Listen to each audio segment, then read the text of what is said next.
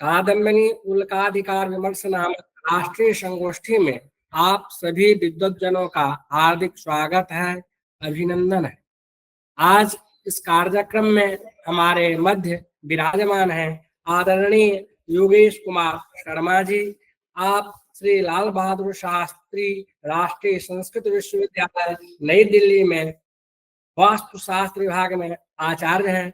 आपका मैं हार्दिक स्वागत और अभिनंदन करता हूँ। आज हमारे मध्य विराजमान हैं आदरणीय डॉक्टर मृत्युंजय तिवारी जी। आप महर्षि पाणिनि संस्कृत एवं वैदिक विश्वविद्यालय उज्जैन में ज्योतिर्विभाग में आचार्य हैं। आपका मैं हार्दिक स्वागत और अभिनंदन करता हूँ। आदरणीय श्री चंदन होता जी, आप केंद्रीय संस्कृत विश्वविद्यालय एकलव्य परिसर में ज्योतिष विभाग में आचार्य हैं। मैं आपका हार्दिक स्वागत और अभिनंदन करता हूँ।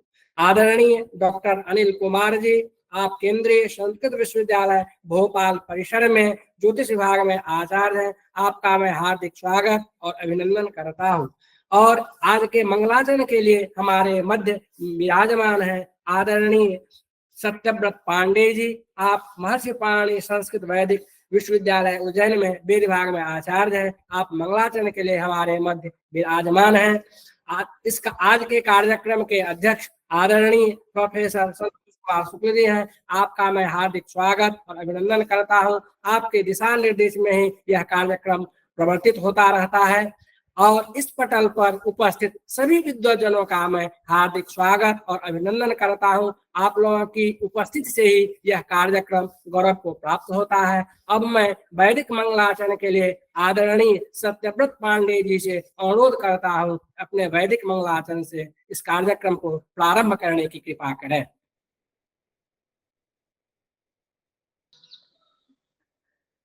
धन्यवादः महोदय।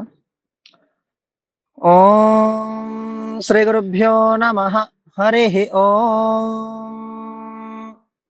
निशुषेद गणपते गणेशु त्वामाहुर्विप्रथमं कवीनाम् नरिते त्वत्क्रियते किञ्चनारे महामर्कं मघवन् चित्रमर्च अभिख्यानो मघवन्नाथमानान् सखे बोधिवशुपते सखीनाम् रणं कृदरणकृत् सत्य सुस्मा भक्ते चिदा भजाराये अस्मान् हरिः ओम स्वस्ति।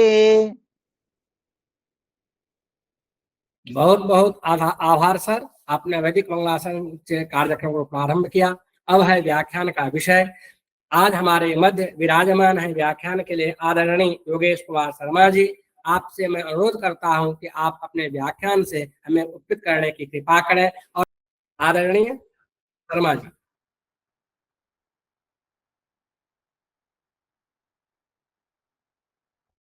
सर सादर नमस्कार। शंकर शिक्षायतन केंद्र के अध्यक्ष माननीय शुक्ल जी और आयोजक मंडल, आप सभी का हार्दिक धन्यवाद कि आपने मुझे बोलने के लिए अवसर दिया। मेरा आज का विषय है नाग राहु और साथ में पात राहु, इसके बारे में मैं विचार करूंगा। तो सबसे पहले तो मैं आपको ये बताना चाहूंगा कि ये जो आज का विषय मेरा है, ये कादम्बिनी जो ग्रंथ है हमारा, बहुत ही महत्वपूर्ण ग्रंथ है संहिता शास्त्र का। और इसमें राहुओं के बारे में, पातों के बारे में या नाग राहु इत्यादि के बारे में बताया है। ये एक्चुअली में ग्रहों का पथ है। आप देख रहे हैं पूरा कैसे चल रहा है जी। ये फिर से आप देखिए, मैं आपको रोक के बताना चाह रहा हूँ। हमारे जितने भी ग्रह हैं जो सूर्य के चारों तरफ चक्कर लगाते हैं, वो चूंकि सूर्य भी ब्रह्मांड में एक जगह से दूसरी जगह चल रहा है, पूरी यूनिवर्स में जो हमारी जो गैलेक्सी है उसमें ब्रह्मांड में भी ये सूर्य चल रहा है, ऐसा नहीं है कि ये स्थिर है। तो जो हमारे ग्रह हैं वो सूर्य के चारों तरफ चक्कर लगा रहे हैं और सूर्य भी आगे बढ़ रहा है, तो हमें तो सूर्य स्थिर दिखाई दे रहा है। और ग्रह ग्रह जिसके चारों तरफ चलते दिखाई देते हैं। अगर हम बाहर से अंतरिक्ष से इसको देखें तो ये कुछ इस प्रकार से हमें दिखाई देते हैं सारे ग्रह, कि आप देखिए एक नाग जैसा, जैसे सर्प घूमता है उसी प्रकार से वलयानुमा में ये सारे ग्रहों अपने अपने कक्ष में घूम रहे हैं। आप देखिए, तो आप समझ रहे हैं नाग राहु का मतलब क्या हो गया इसमें। अब इसमें सारे ग्रहों का जो पथ है वो निश्चित रूप से कहीं न कहीं एक पथ को दूसरा पथ काट रहा है। तो इसमें जो एक पथ ऊपर वाला है, एक जो पात स्थान है वो कहीं कट रहा है, वही पात स्थान नीचे भी काट रहा है। तो मैं आपको ये दिखाना चाह रहा था। आशा है आपको ये चीज़ आपने देख ली होगी। आपको समझ में आया ये वीडियो? जी सर, हेलो? जी सर, जी जी जी। हाँ, तो बस इतनी सी बात थी। तो अभी जैसे इसमें कहा है देखिए, जो मेरे को पाठ्य बिंदु दिए थे आज के, तो उसमें सबसे पहले ही मुझे ये कहा है कि जो आकाश में ग्रह गण हैं, जिस रास्ते में जाते हुए दिखाई देते हैं, वही रास्ता नाग के नाम से जाना जाता है। जैसा कि संस्कृत में जो कादम्बनी ग्रंथ है उसका श्लोक है, येन यथा खेटाः गच्छन्ता प्रतिभाति ते सपंथा नाग इत्युक्तो यत्र खेटस्तददाननम। तो इसका साधारण सा अर्थ यही हुआ कि जिस जिस पथ में ग्रह चलते हैं वही पथ नाग के रूप में जाना जाता है, और उस पथ में जहां ग्रह होता है वही उस नाग का मुख है।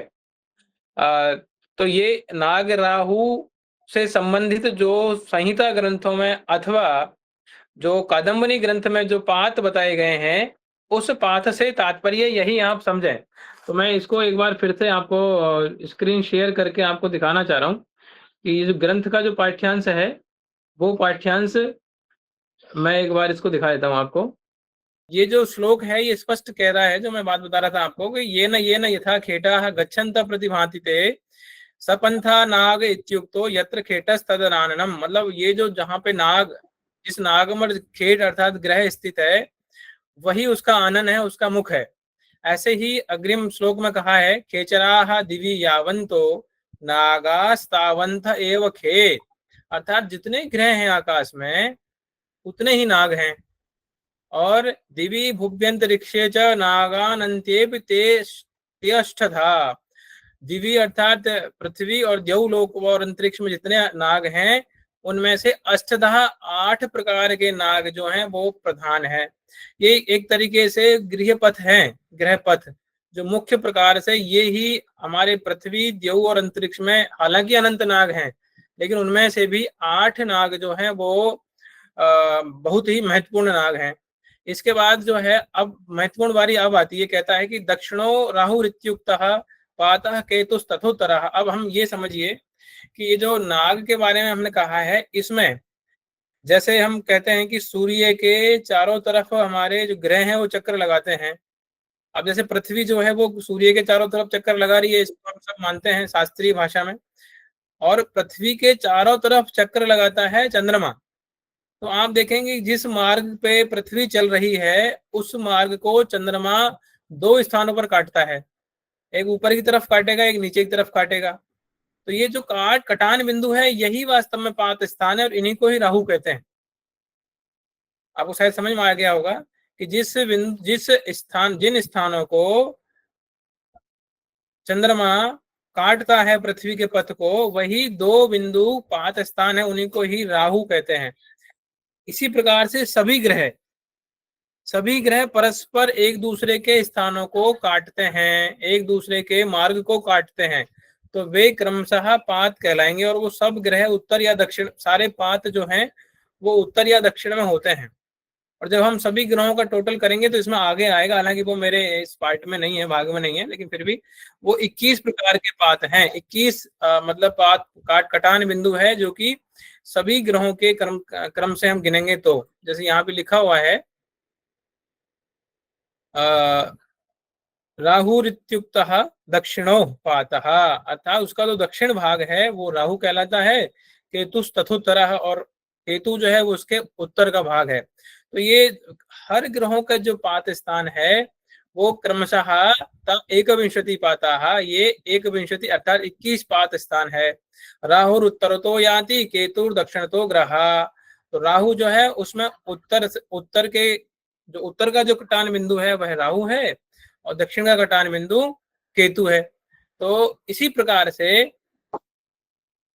पातः सर्वो राहु संज्ञस्तत् संज्ञा द्वयी पुनः राहु केतु ऋति क्लिप्ते दक्षिण तो दक्षिणोत्तर भेदतः 261 नंबर का जो श्लोक है उसमें स्पष्ट कर दिया है। फिर जो मैंने आपको बताया कि जितने भी 5 स्थान हैं ग्रहों के वो सब राहु कहलाते हैं और ये 2 संज्ञाओं वाले हैं।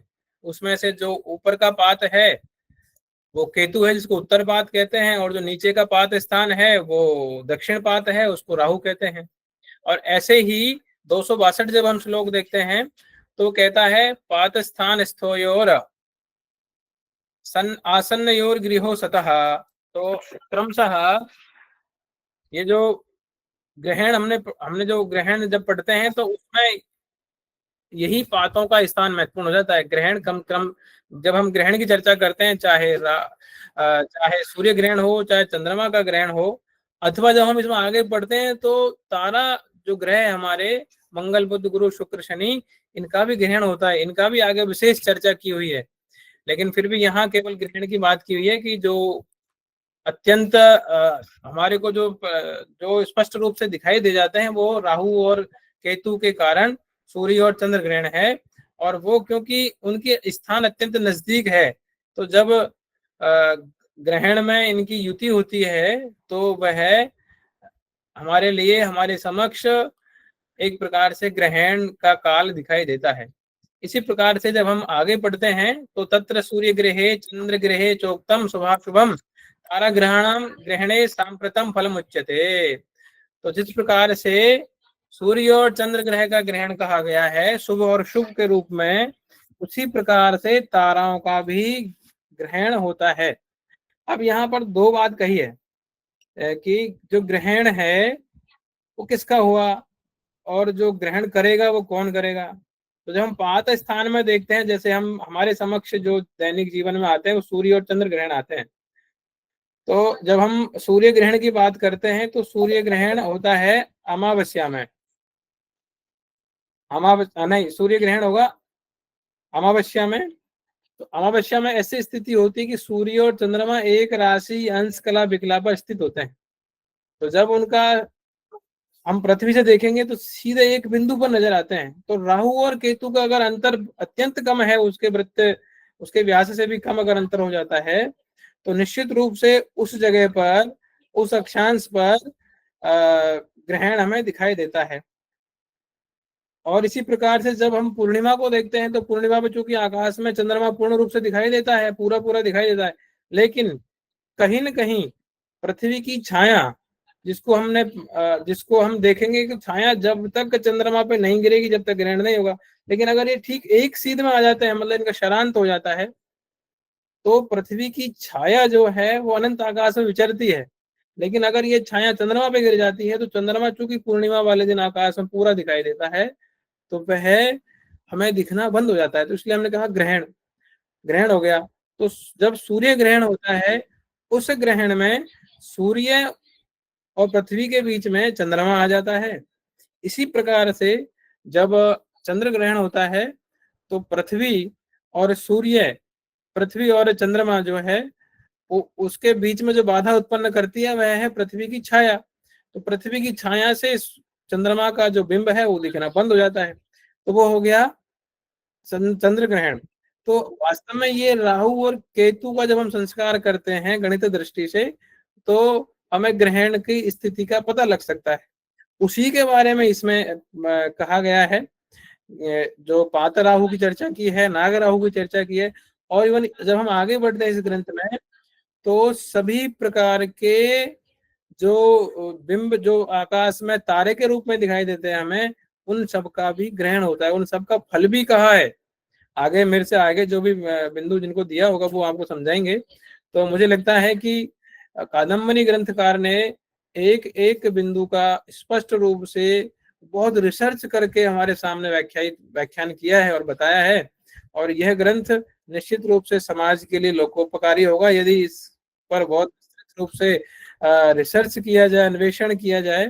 तो इसकी एक एक बात पर रिसर्च करके हम आधुनिक वैज्ञानिकों की सहायता कर सकते हैं इस ग्रंथ के माध्यम से।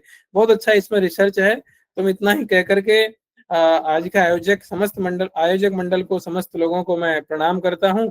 आपने मुझे बोलने का अवसर दिया। इस अवसर पर मैं आप सबको बहुत बहुत पुनः बधाई और शुभकामनाएं देता हूँ। नमस्कार, धन्यवाद। बहुत बहुत आभार सर।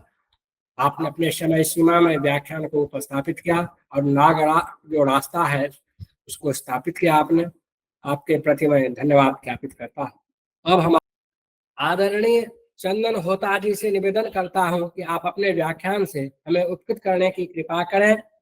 आप केंद्रीय संस्कृत विश्वविद्यालय एकलव्य परिसर में ज्योतिष विभाग में आचार्य हैं। आदरणीय चंदन होता जी। नीलाचल निवासाय नित्याय परमात्मने बलभद्र सुभद्राभ्याम जगन्नाथाय ते नमः। सभी गुरुजनों को मेरा प्रणाम तथा इस कार्यक्रम के जो संयोजक है, जो अध्यक्ष है, उनको मैं प्रणाम करते हुए मैं वाणी को अपना प्रारंभ करूंगा। पर उससे पहले मैं कुछ बोलना चाहता हूं। इस कार्यक्रम में अभी अग्रिम वक्ता के रूप में मेरे आदरणीय गुरुजी भी जुड़े हुए हैं, डॉक्टर अनिल कुमार गुरुजी, जिनसे मेरा ज्योतिष का जो भी आज ज्ञान है वो मुझे ज्ञान मिला है गुरुजी के कारण ही प्राप्त हुआ है। तो गुरुजी के चरण कमलों में मैं अपना प्रणाम, कुसुमांजलि प्रणाम निवेदन करते हुए अपना वाणी को प्रारंभ, में व्याख्यान को प्रारंभ करना चाहता हूँ। तो गुरुजी का आशीर्वाद बना रहे। तो मुझे भी जो व्याख्यान का विषय मिला है, जो गुरुजी अभी योगेंद्र गुरुजी चर्चा कर रहे थे, उसी विषय के ऊपर, उसी सेम श्लोक के ऊपर मुझे व्याख्यान के लिए विषय प्राप्त हुआ है, जिसमें नाग राहु और पात राहु का चर्चा है। जैसे कि कादम्बिनी ग्रंथ में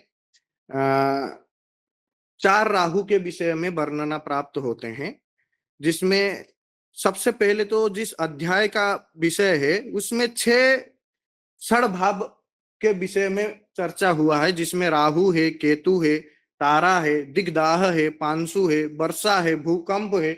ऐसे षड़भाव विकार के बारे में संगीता शास्त्र में जो उल्लेख मिलता है उसके बारे में इस अध्याय में संपूर्ण रूप से महत्वपूर्ण विषय के ऊपर चर्चाएं की गई हैं। पर उसमें से जो मुख्य विषय है, जो मुझे बोलने की विषय मिला है, वो है राहु के ऊपर।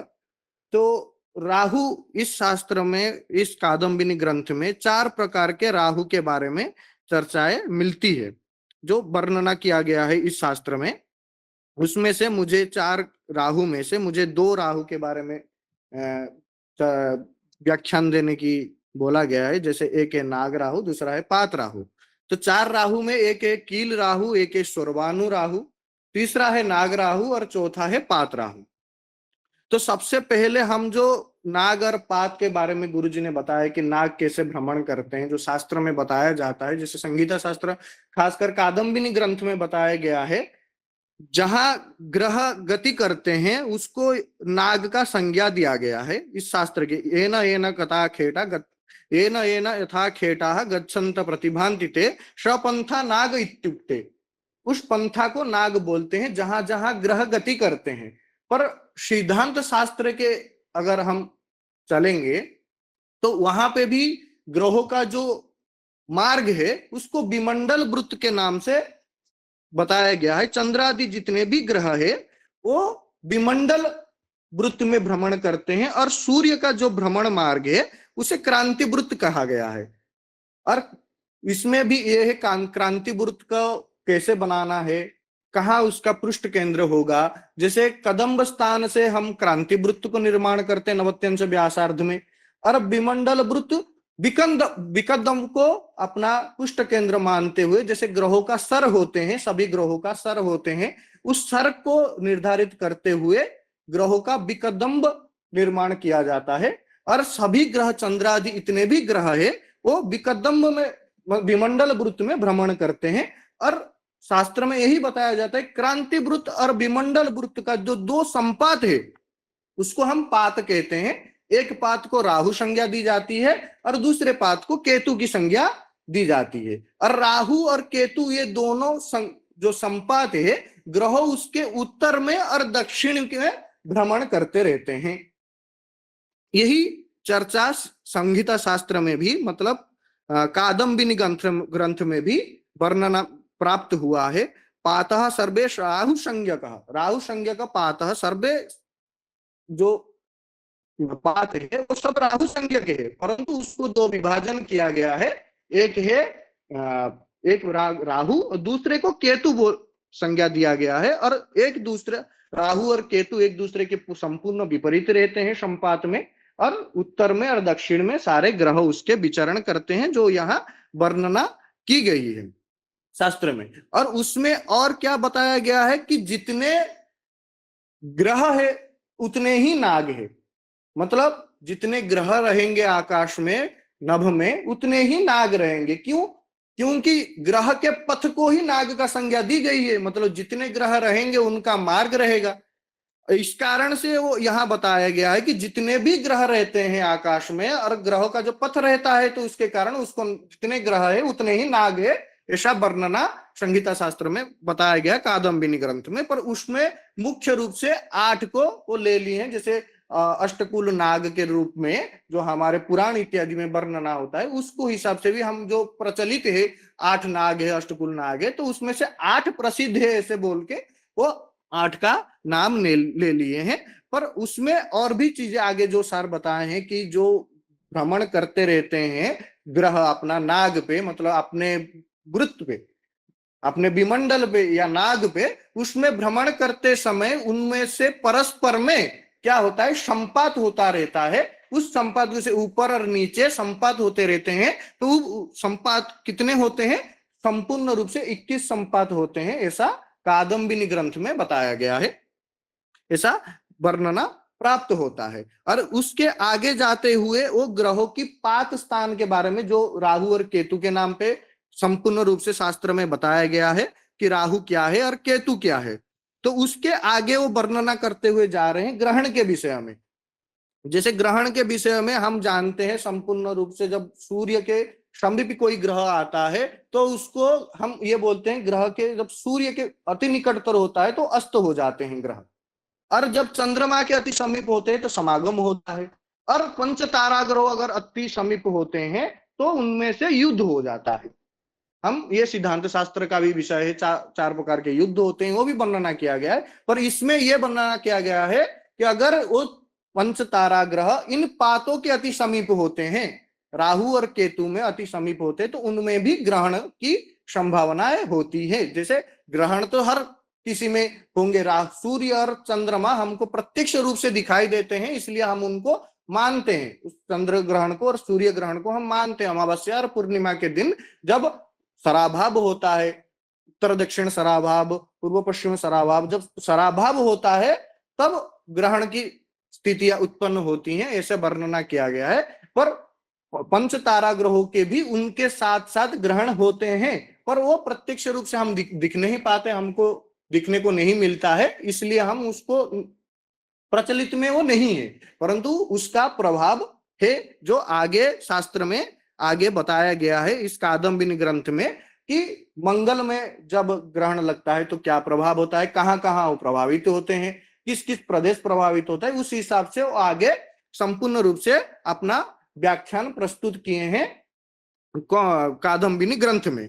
ऐसा है वो मुख्य रूप से यही 7 श्लोक मुझे बोलने के लिए दिया गया था, और वही 7 श्लोक योगेंद्र सर को भी दिया गया था बोलने के लिए। तो वो कुछ विषय मेरे जो बोलने वाले था मैं, गुरुजी आप अपने व्याख्यान में रख दिए हैं, तो वो सेम चीज को मैं दोबारा से रिपीट करना भी नहीं चाहता, इसलिए वो चीजें मैं थोड़ा स्किप किया हूं, क्योंकि गुरुजी वही चीजें अपना व्याख्यान में रख चुके हैं पहले से। तो उससे भिन्न जो मुझे कुछ बोलना था मैं उपस्थापन किया, जैसे सिद्धांत के तौर पे कि क्या है, क्या कैसे ग्रह गति करते हैं, विमंडल में कैसे गति करते हैं, सूर्य कैसे गति करता है, तो और वो जो नाग का मुख बताया गया है, हम उसमें अपने सिद्धांत में उसको बिंब के रूप में लेते हैं। ग्रह जहां होता है उसे ग्रह बिंब कहते हैं, और उस ग्रह बिंब को हम दूसरे जैसे क्रांति वृत्त में उसको ग्रह स्थान के रूप में ले लेते हैं। तो उसी के हिसाब से हम सर का और क्रांति का भी निर्णय करते हैं। ग्रह बिंब और ग्रह स्थान के भेद से हम क्रांति और सर और नाड़ी वृत्त भी उसमें बीच में आ जाता है। ये सबको लेके हम ग्रह का सर और क्रांति इत्यादि का भी चर्चा उसमें सिद्धांत शास्त्र में मिलता है। जो उसके आगे ग्रहों में पंच तारा ग्रहों का जब ग्रहण होता है, जिसमें बताया गया है कि जब पातों के समीप वो आ जाते हैं तो उनमें ग्रहण की संभावना आती है। जैसे सूर्य और चंद्रमा में ग्रहण लगते हैं पूर्णिमा में, पूर्णिमांत में और अमांत के समय में सूर्य और चंद्रमा में ग्रहण की संभावना और आती है जब सर के अभाव होता है तब। उसी हिसाब से जब मंगल आदि ग्रहों के भी वो समीप होते हैं पातों के, तो उस समय क्या होता है, ग्रहण की संभावनाएं होती है। मुख्य रूप से पात किसे कहा गया है, पात कहा गया है चंद्रमा का जो भ्रमण मार्ग है और सूर्य का जो भ्रमण मार्ग है, जिसे कादम्बिनी ग्रंथ में नाग के रूप में लिया गया है। जो चंद्रमा का भ्रमण मार्ग है वो चंद्रमा का नाग है और जो सूर्य का भ्रमण मार्ग है वो सूर्य का नाग है। परंतु सिद्धांत शास्त्र में जैसा वर्णना है, जो चंद्रमा जहां भ्रमण करता है उसे चंद्र विमंडल कहते हैं और सूर्य जिस वृत्त में भ्रमण करता है उसे क्रांति वृत्त कहते हैं। और क्रांति और विमंडल वृत्त का जो संपात होता है, जो दो संपात होता है, उसे हम पात कहते हैं। और उस पात के समीप जब मंगल आदि ग्रह अति निकटतर हो जाते हैं तब मंगल आदि ग्रहों का ग्रहण की संभावनाएं होती है। जिसमें सबसे पहले ये बताया गया है कि अगर मंगल को ग्रहण की संभावना हो, मंगल में ग्रहण हो, तो अवंतिका प्रदेश जो उज्जैन है, उज्जैनी प्रदेश, कावेरी, नर्मदा और इनके किनारों में जितने भी देश है, कावेरी नदी के किनारों में, नर्मदा नदी के किनारों में जितने भी देश है, मतलब जितने भी शहर है, जितने भी राज्य है, और उसके सहित उज्जैन नगर जो है, उज्जैन शहर जो है, उसमें देशों में पीड़ाएं होती है, मतलब कुछ कठिनाई हो सकती है। जैसे कुछ विपत्तियां आ सकती है, कुछ महामारी। हम क्योंकि हम संगीता शास्त्र का जो मुख्य उद्देश्य हम पढ़ते हैं, संगीता शास्त्र में जो सामूहिक ग्रहों का जो सामूहिक फल का हम विचार करते हैं, जैसे बन्या वृष्टि हो गया, भूकंप हो गया, महामारी हो गई, अग्निकांड हो गया, जितना भी सामूहिक ग्रहों का एक समूह के ऊपर जो फल होता है उसके बारे में हम सिद्धांत शास्त्र में वर्णना करते हैं। तो संगीता शास्त्र में वर्णन करते हैं। उस समूह में जब अवंतिका प्रदेश आ जाता है, कावेरी नदी के और नर्मदा नदी के जो तटवर्ती जितने भी राज्य है, जितने भी देश है, उसमें कुछ विपत्तियां, कुछ रोग, कुछ महामारी ऐसा आने की संभावना है या कुछ भी अनिष्टकारक घटना घट सकती है, ऐसा वर्णना प्राप्त होता है आगे की कादम्बिनी में, आगे की श्लोकों में। और ऐसे ही बुध की जब ग्रहण की संभावना हो तब गंगा, यमुना, मध्य प्रदेश, सरयू नदी के किनारे तटवर्ती जितने भी देश है वहां ऐसा संभावना होता है। मुख्य तौर पे हम संगीता शास्त्र में कुछ विषय जो है, एक कुर्म चक्र है, कुर्म चक्र है। कुर्म चक्र में हम भारत देश का कुर्म चक्र बना सकते हैं, समग्र पृथ्वी का कुर्म चक्र बना सकते हैं। कुर्म चक्र में उत्तर दक्षिण उसका जैसे अंग है, उस मुख में, पैरों में, हृदय में सब देशों का बताया गया है और उस देशों का प्रतिनिधि के रूप में कोई कोई ग्रह भी बताया गया है। और जब वो ग्रह का संहिता के रूप में गोचर में वो ग्रह पीड़ित होते हैं, उस प्रदेश में क्या होता है, हानि होता है। ऐसा संगीता शास्त्र में भी वर्णना प्राप्त होता है कि जब जो जो प्रदेश का अधिपति जो जो ग्रह है, जब वो गोचर में कुछ पीड़ित होते हैं, राहु के द्वारा, शनि के द्वारा, कोई भी ग्रह के द्वारा, केतु के द्वारा पीड़ित होते हैं, पाप ग्रहों के द्वारा पीड़ित होते हैं गोचर में, उस समय उस प्रदेश में कुछ हानिकारक स्थितियां उत्पन्न होती है। ये संगीता शास्त्र में वर्णना प्राप्त होती है। उसी हिसाब से ये भी संगीता शास्त्र का विषय में यही है कि जब ग्रह जिस प्रदेश का प्रतिनिधित्व कर रहे हैं, जब वो ग्रहण की समस्या होती है, ग्रहण की समय उपस्थित होती है, उन लोगों को ग्रहण लगते हैं, उस प्रदेश में क्या होता है, हानि होती है, उनको कष्ट सहना पड़ता है, कुछ असुविधाएं होती है। जैसे हम लोग जानते हैं, इस साल जब प्रारंभ हुआ उस समय ग्रहों की स्थिति इतनी अच्छी नहीं थी गोचर में, इसके कारण इस समय बहुत सारे या प्लेन क्रैश हो रहे हैं, दुर्घटनाएं हमको पूरे विश्व में, भारत में दिखाई देने लग रहा है, क्योंकि ये संगीता का विषय है। इसी हिसाब से आगे बढ़ते हुए हम अगर आगे चलेंगे तो मंगल के बुध के बाद अगर बृहस्पति के हम देखेंगे, बृहस्पति अगर क्या होता है, ग्रहण लगता है बृहस्पति को, तो सिंधु तट में जितने भी देश होते हैं उनके हानिकारक स्थितियां उत्पन्न होता है, ऐसा शास्त्र में बताया गया है। इसके आगे चलते हुए अगर शुक्र के बारे में बताने लगे, शुक्र में ग्रहण हो तो क्या फल है, तो कैकेयी याधेय शिव योजन आर्यवर्त देश इत्यादि में पीड़ा होता है, ऐसा वर्णन प्राप्त होता है।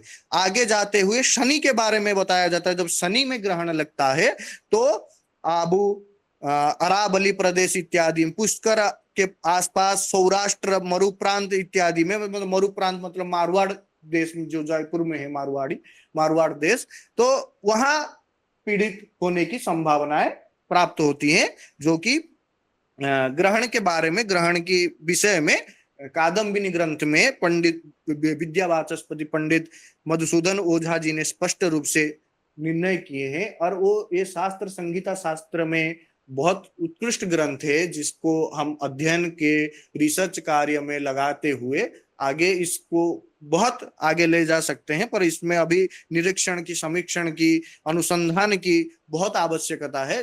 ये करने के बाद ये ग्रंथ बहुत लोकोपकारी सिद्ध होगा। ऐसा बोलते हुए वाणी को विराम देना चाहता हूँ। सभी को मेरा प्रणाम, धन्यवाद। बहुत बहुत धन्यवाद सर, आपने ग्रंथों के आधार पर कादम्बिनी ग्रंथों का वर्णन किया है। आपका व्याख्यान अत्यंत प्रभावी रहा। यद्यपि विषय अल्प था फिर भी आपने विस्तार किया है। आपके प्रति मैं धन्य वचन समर्पित करता हूँ। अब हमारे मध्य विराजमान है आदरणीय मृत्युंजय कुमार तिवारी जी। आप महर्षि पाणिनि संस्कृत वैदिक विश्वविद्यालय उज्जैन में ज्योतिर्विज्ञान विभाग में आचार्य हैं। आपका मैं हार्दिक स्वागत करता हूँ और आपसे अनुरोध करता हूँ कि आप अपने व्याख्यान से हमें उत्कृत करने की कृपा करें। आदरणीय तिवारी जी। जी बहुत बहुत धन्यवाद सर। आप सभी को सादर नमस्कार। श्री शंकर शिक्षायतन द्वारा आयोजित इस व्याख्यान में मैं प्रोफेसर आदरणीय शुक्ल गुरु जी को चरणों में बारंबार प्रणाम करता हूं, विमल जी को प्रणाम करता हूं और इस शंकर शिक्षायतन संस्थान से जुड़े जो तमाम पदाधिकारी हैं, इस कार्यक्रम के पीछे जिनकी लगन और मेहनत है, मैं आप सभी के प्रति कृतज्ञ हूं, बारंबार प्रणाम करता हूं और हार्दिक बधाई देता हूं कि इस प्रकार का आयोजन और इस प्रकार के जो विषय हैं, जो समाज से इतर होते जा रहे हैं, जिनकी समय में, आने वाले समय में बड़ी महत्ता है, बड़ी उपयोगिता है। पूरी दुनिया आज फलित ज्योतिष की ओर अग्रसर हो रही है, परंतु सिद्धांत पक्ष को जाने बिना क्षीणे मूले, यदि मूल को ही हम भूल जाएंगे तो न पत्रम न पुष्पम, न पत्र मिलेगा न पुष्प मिलेगा। तो आज का यह विषय बहुत ही प्रासंगिक विषय है और आदरणीय श्रद्धेय गुरु जी मधुसूदन ओझा जी की जो कृति है कादम्बिनी, आपने मुझे जो आदेश किया है, कुछ 7-8 श्लोक हैं, मैं उन पर ही अपनी बात रखूंगा। क्योंकि यह जो विषय है, सबसे पहला जो श्लोक है वह चंद्रपात की बात करता है। चंद्रपात के लिए देख लीजिएगा कि मैं बहुत सिद्धांत के बहुत भारी विषयों का ज्ञाता नहीं हूं, मैं एकदम साधारण सा एक छात्र हूं ज्योतिष का। और शुक्ल गुरु जी के चरणों में मैं बारंबार इसीलिए प्रणाम करता हूं कि गुरुओं के सामने जब शिष्य बोले, कहीं कुछ ऊपर नीचे हो जाए तो क्षमा मांग लेने में ही भलाई है। तो ये समझिए कि सूर्य और चंद्रमा, अभी मेरे आगे के जिन आचार्य जी लोगों ने अपनी बातें कही, चंदन होता जी ने बहुत सुंदर बातें कही, योगेंद्र जी को हम सभी सुने, ये बड़े मूर्धन्य विद्वान हैं सिद्धांत ज्योतिष के ये लोग, और बहुत सुंदर तरीके से इन्होंने अपनी बात को रखा। अब मैं केवल इतना बता दूं आपको कि देखिए, साधारण भाषा में अगर समझना हो तो सूर्य और चंद्र, हर किसी के जाने का अपना एक रास्ता डिसाइड होता है। ट्रेन जो है एक पटरी पे चलेगी, वो आपके सिटी के ट्रैफिक में नहीं आ जाएगी, उसका डिसाइड है। फ्लाइट जो है वो अपने रनवे से अपने गंतव्य को जाएगा। आपकी गाड़ी जो है किसी खेत में से नहीं निकालेंगे, उसके लिए हाईवे बने हैं, रोड बने हैं। ठीक उसी प्रकार से सूर्य का जो मार्ग है, सूर्य जिस पर चलता है वह क्रांति वृत्त कहलाता है। चंद्रमा जिस पर चलता है वह चंद्र विमंडल कहलाता है। प्रत्येक ग्रहों के अपने मार्ग हैं। उन मार्गों में देखिएगा कि गोल परिभाषा में आचार्य बहुत सुंदर इन ग्रहों के मार्गों का वर्णन करते हैं। वो कहते हैं कि यत्र गच्छन्ति चंद्राद्यास तद विमंडलम उच्यते। चंद्रादि ग्रह जिस पर जाते हैं, तो चंद्रमा जिस पर जाएगा वह चंद्र का मंडल है, मंगल जिस पर जाएगा वो मंगल का मंडल है, बुध जिस पर जाएगा वह बुध का मंडल होगा, बृहस्पति जिस पर जाएगा वो बृहस्पति का मंडल होगा। अर्थात प्रत्येक ग्रहों का अपना मंडल है। तत्तु चंद्रादि खेटा नाम मोहनीयम पृथक पृथक, इनके पृथक पृथक अपने अपने मार्ग हैं। सूर्य केवल क्रांति वृत्त पर चलता है, बाकी ग्रहों के मार्गों को हम उनका मंडल अथवा विमंडल के नाम से जानते हैं। चंद्र है तो चंद्र विमंडल, मंगल है तो मंगल विमंडल इत्यादि। फिर कहा कि विक्रम विकदम्बा विधम तस्य पृष्ठ केंद्रम उदाहृतम विमंडले भवृत्तस्य संपातः पातमुच्यते। उन्हीं के पात, अभी आचार्य योगेंद्र जी ने वीडियो के माध्यम से आप लोगों को समझाया कि पात दो ही स्थितियों में हो सकती है। मैं और स्पष्ट कर दूं कि पात दो ही स्थितियों में हो सकती है, और वह पात भाई सभी ग्रह अपने अपनी कक्षाओं में जब घूम रहे हैं तो सभी ग्रहों का पात होना चाहिए। केवल चंद्रमा का पात क्यों होता है? मंगल का भी होना चाहिए, बुध का भी होना चाहिए, बृहस्पति का भी होना चाहिए। देखिए पात की जो बात है, ये सारे ग्रह जो घूमते हैं ये गोल का विषय है। थोड़ा सा महद वृत्त और लघु वृत्त, जब गोल ज्योतिष की बात हम करते हैं, इसी को आचार्य भास्कर जो है और आर्यभट्ट बड़ी प्रशंसा करते हैं। वो कहते हैं कि जिस प्रकार से भोजन में घी ना हो, जिस प्रकार से विद्या सभा में विद्यमान विद्वान वक्ता ना हो, जिस प्रकार से आचार्यों में आचरण ना हो, उनके बिना, गोल शास्त्र को जाने बिना ज्योतिषी जो है वो जल्पन नल्पमति इत्यादि शब्द, वो अल्पमति शब्द यूज करते हैं उनके लिए। तो गोल शास्त्र तो प्रत्येक को जानना चाहिए। क्यों जानना चाहिए? क्योंकि अगोल विद्या जो है, ये कहते हैं कि यया कंठस्थ याज्ञोपि गोले नैपुण्य मानुयात। गोल शास्त्र में निपुणता प्राप्त कर सकते हैं जब आप गोल परिभाषा के अथवा अन्य ग्रंथों को आप पढ़ पाएंगे। क्योंकि अनायासम विजानाति ग्रह राशि परिस्थितिम, किसी के परिस्थिति को जान लेना, केवल किसी की बात जान लेना यह अलग है कि फलाने कैसे हैं, ढिमके कैसे हैं, लेकिन उनकी परिस्थिति, वास्तविक परिस्थिति को जान लेना, यह आपका रियल नॉलेज होगा। और रियल नॉलेज के लिए आपको उनके वश में अथवा उनको अपने वश में रखना पड़ेगा। और यह गोल केंद्र, जब गोल शास्त्र की रचना हुई तो आचार्य भास्कर कहते हैं कि जिस प्रकार से एक मुट्ठी में आप आंवले को बंद कर लेते हैं और वह आंवला दिखाई नहीं देता, ऐसे ही पूरे ब्रह्मांड को आप अपनी मुट्ठी में बंद कर लेंगे। जब आचार्य और गणित की बात करते हैं तो वहां पर वो बड़े स्पष्ट शब्दों में कहते हैं कि जो राजा होता है चतुरंग बली राजा, चतुरंगवान चतुरंग बली राजा जो होगा, जिसके पास सेना है, हाथी है, घोड़ा है, पैदल है, घुड़सवार है, वह केवल और केवल क्या कर सकता है? तो जगतीम वशमानयेत, इस जगत को अपने वश में कर लेगा। लेकिन अहम पंचांग बलवान, मैं पंचांग का बलवान, ग्रहाणाम, पूरे ग्रहों को, पूरे ब्रह्मांड को वशमानयेत, पूरे वश में समझ लेता हूं। तो ये गोल शास्त्र बहुत साधारण विषय नहीं है, इसको थोड़ा सा ज्योतिषी को प्रयास करके समझने की जरूरत है। अब यहाँ पर देख लीजिएगा कि संपात जो है, यह संपात इन्होंने, आप पहला देखिएगा कादम्बनी के आचार्य जी का पहला श्लोक देख लीजिएगा। वो कहते हैं कि सूर्य मार्गे चंद्र मार्ग संपात पात उच्यते, सद्विधा दक्षिणो राहु उत्तर केतु उच्यते।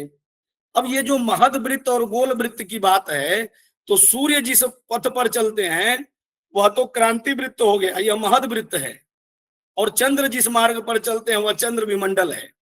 और इन्हीं के ठीक 180 डिग्री पर, जब दो रास्ते अलग अलग सर्कल में, दो ग्रह जो है, दो लोग आपस में अगर एक दूसरे का सर्कल में घूम रहे हैं, तो ये एक दूसरे को निश्चित रूप से या तो पास में आ जाएंगे तब, या ठीक अपने सामने 180 डिग्री पे रहेंगे तब दोनों के मार्ग को काटेंगे। और जहां पर ये दोनों मार्ग की कटान बिंदु है, वही उत्तर वाला जो है वह राहु है, दक्षिण वाला राहु है और उत्तर वाला केतु है। दक्षिण का जो कटान पथ है वही राहु है और उत्तर वाला केतु है। आचार्य मधुसूदन जी भी इसी बात को कहते हैं।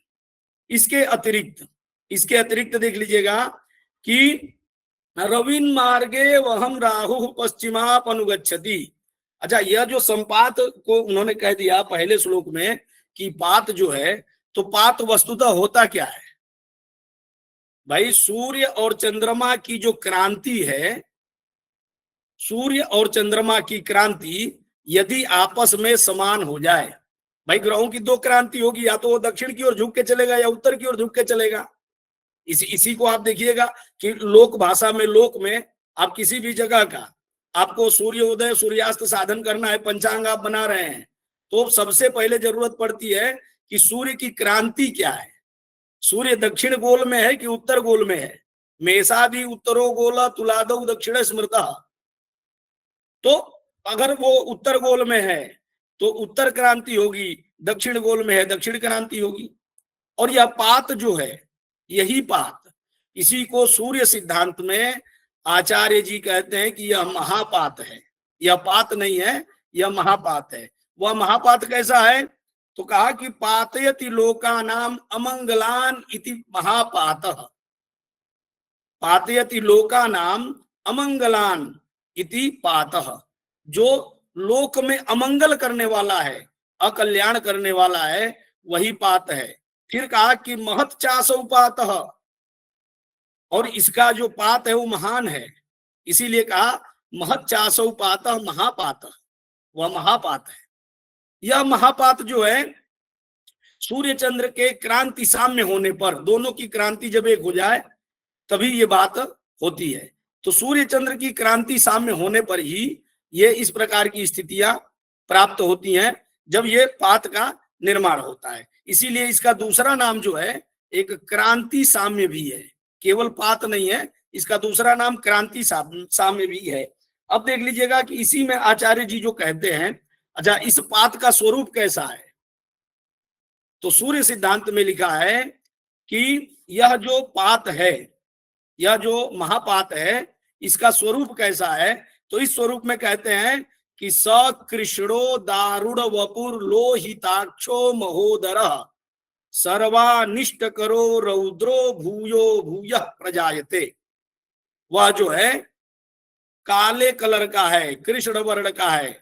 स कृष्णो दारुण वपु, उसका शरीर जो है टेढ़ा है। लोहिताक्षो, उसकी आंखें जो है लोहित वर्ण की है। और सर्वारिष्ट, महाउदर, बड़े पेट वाला है। और कह रहे हैं कि सर्वानिष्ट करो रौद्रो, रौद्र कहते हैं उग्र स्वरूप को।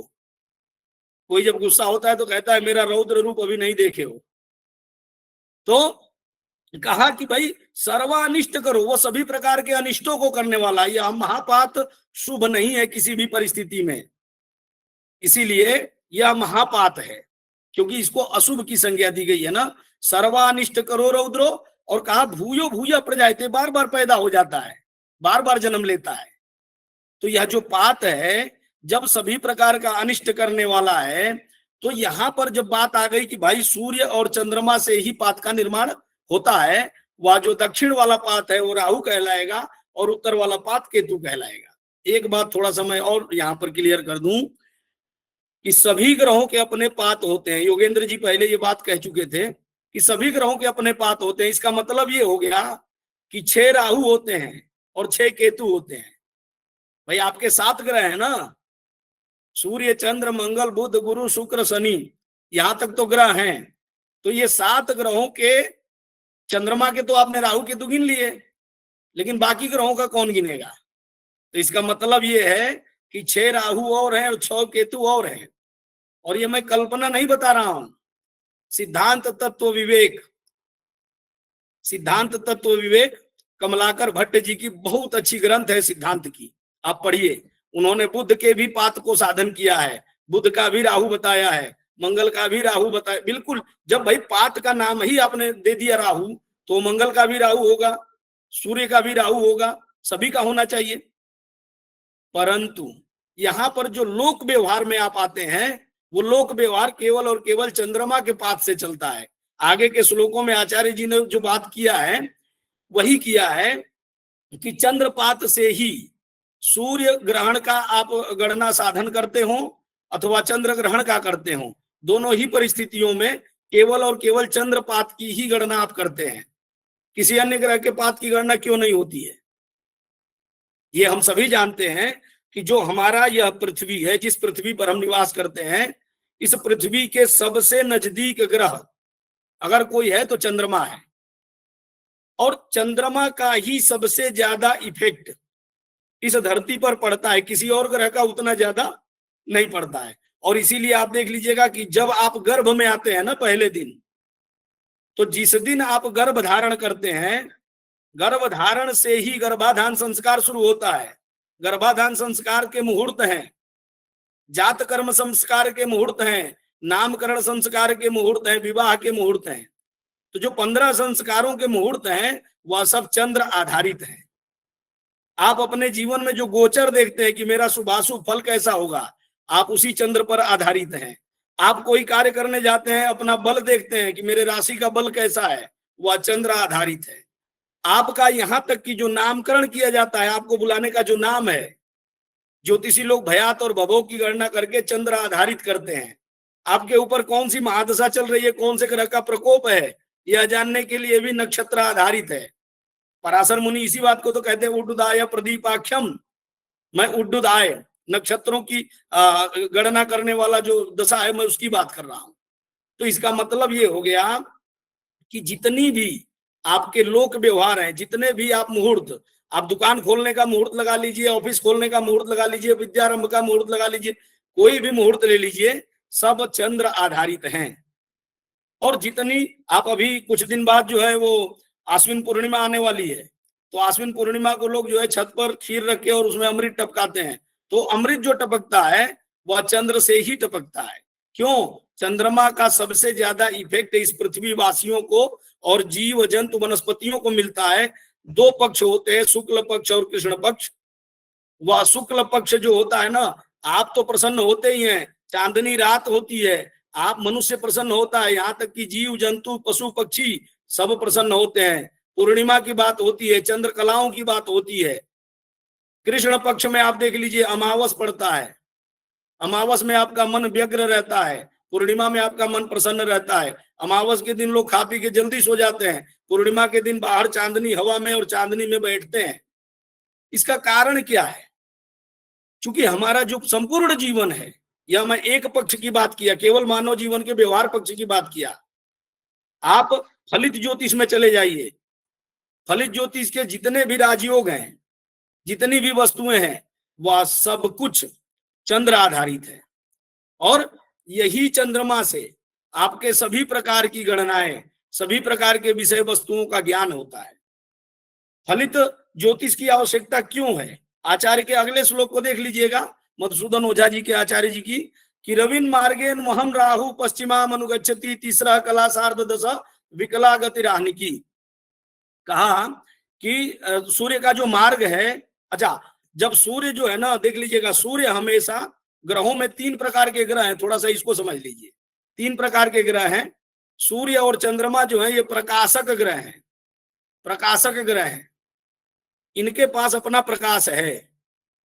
बाद के जो 5 है, मंगल बुध गुरु शुक्र शनि, ये तारा ग्रह हैं, इनके पास अपना कोई प्रकाश नहीं है, इसीलिए इनके पात की और इनकी बातों की बात भी नहीं होती है। और राहु केतु जो है ये छाया ग्रह, ग्रहों की 3 कैटेगरी है। तो प्रकाश ग्रह, तारा ग्रह और छाया ग्रह। तो ये जो छाया ग्रह हैं ये हमेशा वक्री चलते हैं, ये हमेशा वक्री चलते हैं। और जो ये मुख्य ग्रह हैं, प्रकाश ग्रह हैं, ये हमेशा सीधे चलते हैं, मार्गी चलते हैं। और तारा ग्रह कभी वक्री और कभी मार्गी चलते हैं। तो यहां पर जो बात हो रही है, आचार्य जी ने कहा कि भाई राहु जो है वो हमेशा पश्चिम की ओर चलता है। सूर्य अगर पूरब की ओर चलेगा, चंद्रमा पूरब की ओर चलेगा, तो राहु निश्चित रूप से उल्टा चलेगा, वक्री चलेगा। उसी बात को यहाँ पर इन्होंने समझाया है। फिर कहा कि राहु की जो गति है, राहु की जो गति है, ये आचार्य मधुसूदन ओझा जी का मत है कि तीसरा कला सार्ध दशा विकला गति आहनिकी, आहनिकी कहते हैं एक दिन को और गति कहते हैं गति को, और सार्ध 10 साढ़े 10 विकला, और तीसरा कला माने 3 कला और साढ़े 10 विकला। आप जब कुंडली बनाते हैं या कहीं भी गणितीय मध्यम ग्रह आनयन करते हैं, वेधशालाओं को देख लीजिए, तो ग्रहों की जो गति है उसमें राहु की गति निर्धारित है 3 कला और 11 विकला। यहाँ पर आचार्य जी ने साढ़े 10 लिखा है। ज्योतिष शास्त्र जो लोग पढ़ते हैं वो लोग जानते हैं कि अर्धाधिकम रूपम ग्राह्यम, आधा से अधिक हो जाए तो उसको पूरा मान लिया जाता है, इसीलिए वहां पर 3-11 आप लेते हैं। आचार्य जी ने और सुस्पष्ट और नजदीक और सूक्ष्म गणित करके आपको साढ़े 10 बतलाया है। उसके बाद से आचार्य जी ने अन्य ऋषियों का कुछ मत दिया, कहा कि प्राचा मते कलास तीसरो, और प्राचीन ऋषियों के मत के अनुसार तीसरो कला, कला 3 और विकला 10, तदगति ही 10 विकला। 3 कला और 10 विकला तो ठीक है। फिर कहा कि अष्टचत्वारिंशद अनुविकला विंशति परम, अष्टचत्वारिंशद होता है यानी 48, और उसमें कहा कि विंशति परा 20 और जोड़ दो तो 68 विकला अनुविकला परा। एक बात देख लीजिएगा कि जो लोग कुंडली का गणित करते हैं अथवा इस सिद्धांत पक्ष को थोड़ा सा समझते हैं, तो कला जो होती है 60 से अधिक कभी नहीं होती है, अंश जो होते हैं वो 30 से अधिक नहीं होते हैं, राशियां 12 से अधिक नहीं होती हैं, घटी 60 से अधिक नहीं होगी, पल 60 से अधिक नहीं होंगे। तो फिर यहाँ पर 68 अनुविकला कैसे आ गई? 68 अनुविकला आने का कारण क्या है आप देख लीजिएगा। मैं बता रहा हूं कि ये ग्रंथ कब का है, और आचार्य जी की उन्नत सोच को आप देख लीजिएगा कि सिद्धांत ज्योतिष में किस प्रकार के टेक्नोलॉजी का प्रयोग है। यहाँ 68 अनुविकला कह दिया उन्होंने, 68 अनुविकला होता ही नहीं है गणित में, लेकिन आचार्य जी ने कहा और वो होता है। आपके पास सभी के पास अगर मोबाइल में स्टॉप वॉच होगा, एक बार जरा स्टॉप वॉच लगाइएगा, उसमें जो प्रति सेकंड चलता है ना वो 100 तक जाता है, वो 100 तक जाता है, वो 60 पे खत्म नहीं होता है। प्रति सेकंड जो है 100 तक गिनता है। आप कभी देख लीजिएगा प्रैक्टिकल करके, क्योंकि मुझे जब ये विषय दिया गया तो मैं बड़ा जिस भी विषय को मैं पढ़ता हूं उसको मैं बिल्कुल जीता हूं एकदम से, खाली पढ़ने के लिए नहीं पढ़ता। तो आप स्टॉप वॉच आज आपका आया है जो आपको 100 अनुविकला पहुंचा रहा है। आचार्य जी ने सालों पहले ये बात कह दी कि भैया ये 68 अनुविकला है, तो बिल्कुल ये कहीं से गलत नहीं है।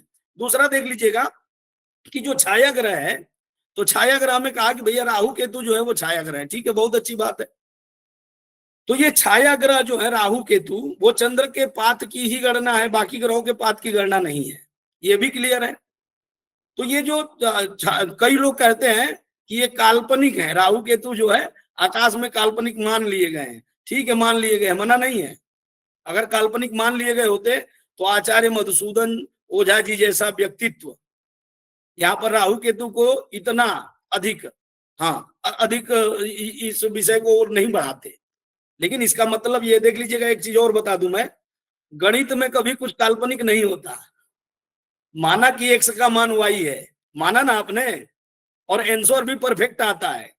और जितने भी सिद्धांत के ग्रंथ हैं, आप सूर्य सिद्धांत को पढ़ लीजिए, आचार्य भास्कर को पढ़ लीजिए, पंच सिद्धांतिका पढ़ लीजिए, सब जगह राहु केतु की गणना इसी क्रम में बतलाई गई है। तो इसका मतलब है कि गणित कभी काल्पनिक नहीं होता, उसकी प्रक्रिया काल्पनिक होती है। राहु केतु ऊपर बैठे नहीं है, लेकिन गणित की जो प्रक्रिया है और जो पात का विषय है बिल्कुल और निश्चित रूप से एकदम सही है, इसमें कहीं से कोई दो राय नहीं है। इन्होंने अगला जो श्लोक कहा देख लीजिएगा कि अंशा नाम च कला नाम च राहुर 19 विकला नाम चतुश्चत्वार इंसद अब्द गतिर्मता। एक वार्षिक गति ये यहाँ पर थोड़ा सा बतलाए हैं राहु की, कि राहु की वार्षिक गति कितनी होती है। राहु की वार्षिक गति के लिए देख लीजिएगा कि आपको बड़ा परिश्रम करना पड़ता है, गणित करना पड़ता है। आचार्य जी ने यहाँ पर जो है कह दिया कि ये 19 अंश, 19 कला और 44 विकला, ये बहुत सुंदर राहु की ये गति होती है एक वर्ष में।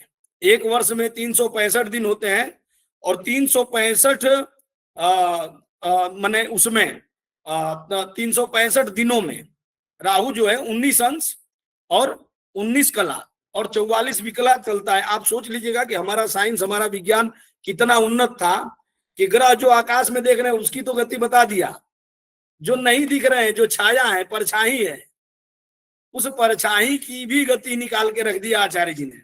और आचार्य जी ने क्या कहा अगले श्लोक में कि मैं उसका भावार्थ केवल बता देता हूं, श्लोक पढ़ूंगा तो अधिक समय लगेगा, चूंकि और विद्वान वक्ता है, मुझे सबसे ज्ञान लेना है, सबको सुनना है। तो ये जो राहु है, इसको इन्होंने कहा कि एक चक्र को देख लीजिएगा, एक चक्र कह देने से, एक सर्कल जो आकाश मंडल है, आप किसी भी ऊंचे स्थान पर खड़े होकर के जब देखेंगे तो चारों ओर लगेगा ना कि आसमान जो है जमीन को छू गया है। तो जो जमीन को छू गया है, आप देखिएगा सिद्धांत के विषयों को ना बहुत ज्यादा जटिल करके और बता दिया जाता है कई बार। उसमें जटिल कुछ नहीं। आपके हाथ में अगर घड़ी पहना है आपने, तो उसमें 12 नंबर लिखे हुए, वही 12 राशियां हैं, वही गोला जो है वही आकाश है। और उसी में आप जब किसी हाइट पर खड़े हो जाएंगे तो आपको लगेगा कि पूरब दिशा में जाकर के और ये आसमान छू गया है पृथ्वी को, पश्चिम दिशा में भी, दक्षिण और उत्तर चारों दिशाओं में आसमान पृथ्वी को छू गया है। अब जो पूरब दिशा है उसी को भचक्र का पूर्वी लग्न कह दिया। जो पश्चिमी दिशा है जहां पर सूर्यास्त हो रहा है, भचक्र का उसको सप्तम लग्न कह दिया। जो उत्तर दिशा है जहां पर आकाश में सूर्य एकदम मध्य में विराजमान है, बलवान होता है, उसको क्या कह दिया, उसको बता दिया कि ये दशम लग्न है। और जो दक्षिण दिशा का लग्न है वह दक्षिण लग्न अथवा पाताल लग्न है। ये 4 मुख्य लग्न है। फलित का पूरा सिद्धांत इसी केंद्र भावों पर अडिग रहता है, इन्हीं पर चलता है। तो इन सिद्धांतों को थोड़ा सा हमें समझने की जरूरत है। ये जो भचक्र है, ये विकला नाम कला षष्ठ्या तत्ष्ठ्या नाड़िका स्मृता नाड़ी षष्ठ्या तो नक्षत्रम अहोरात्रम प्रकृतितम, अहोरात्र है, ये एक पूरा अहोरात्र है। इस 360 डिग्री का जो अहोरात्र है, इस 360 डिग्री को 12 पार्ट में ऋषियों ने डिवाइड किया। वह 12 पार्ट जो बने वही 12 राशि है।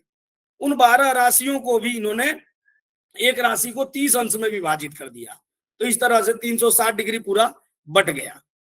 अब यहां पर थोड़ा सा समझने वाला प्रश्न ये बनता है कि जब आकाश मंडल को पूरा 27 पार्ट में बांट करके, और 27 पार्ट में ही बांट करके क्या बना दिया गया है, 27 नक्षत्र। तो एक नक्षत्र का मान जो होता है 360 को आप 27 से जब भाग दे देंगे तो 13 अंश 20 कला का एक मान होता है। यही 27 योग भी होते हैं ज्योतिष शास्त्र में। जो लोग ज्योतिष पढ़े हैं तो ज्योतिष में 27 योग होते हैं जो पंचांग में दिए होते हैं। वो कौन से होते हैं, तो विष्कुंभ प्रीति आयुष्यमान सौभाग्य शोभनस्तथाति गंडा सुकर्मा च धृति शूलस्तथैव च गंडो वृद्धि ध्रुवश्चैव व्याघातो हर्षणस्तथा वज्र सिद्धि व्यतिपातो वरीयान परिगा शिव सिद्ध साध्य शुभ शुक्लो ब्रह्मेंद्रो वै धृति क्रमात्। ध्यान रखिएगा, यहाँ पर भी 2 पातों का नाम है। इन 27 योगों में भी 2 पात है, एक वैधृति है और एक व्यतिपात है। तो जब आचार्य जी यहाँ पर जो बता रहे हैं पात, ये ग्रहों के नीरयन गणित पर जो योग बनेगा, यह असंपात, इसको पात कह रहे हैं। वह जो योग बन रहा है वो सायन गणित पर बनता है जो पंचांग में दिया रहता है। और किसी भी परिस्थिति में ध्यान रखिएगा, ज्योतिष शास्त्र को पंचस्कंधात्मक हम मानते हैं, वैसे तो त्रिस्कंधात्मक ही प्रचलित है। तीनों ही स्कंदों में पात जो है हर जगह अशुभ है। विवाह का मुहूर्त निकाले जाएंगे, उसमें लत्ता पातक दोष इत्यादि 10 दोष है ना, तो पात दूसरे नंबर पर है। आप गृह प्रवेश का मुहूर्त निकालने जाएंगे, वहां पर पात का विचार किया जाता है। ग्रहण इत्यादि लगते हैं, वहां पर पात किया जाता है। और इसको महाअनिष्टकारी क्यों कहा? दुनिया में जितने भी भूकंप आए हैं, जितने भी महामारियां आई हैं, जितने भी सामूहिक मृत्यु की दर अधिक करने वाली घटनाएं हुई हैं, जो प्राकृतिक आपदाएं हुई हैं, सब पूर्णिमा और अमावस्या के नजदीक आती हैं। और ये दोनों ही परिस्थितियां, सूर्य और चंद्र 2 ही ग्रहण हैं, इन दोनों ही ग्रहणों में चंद्र पात की ही बात है और किसी की नहीं है, किसी की भी नहीं है।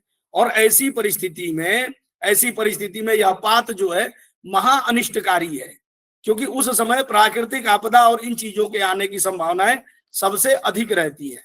गुरु जी धन्यवाद। तो यहाँ पर देख लीजिएगा कि जो बात यहाँ पर कही गई है।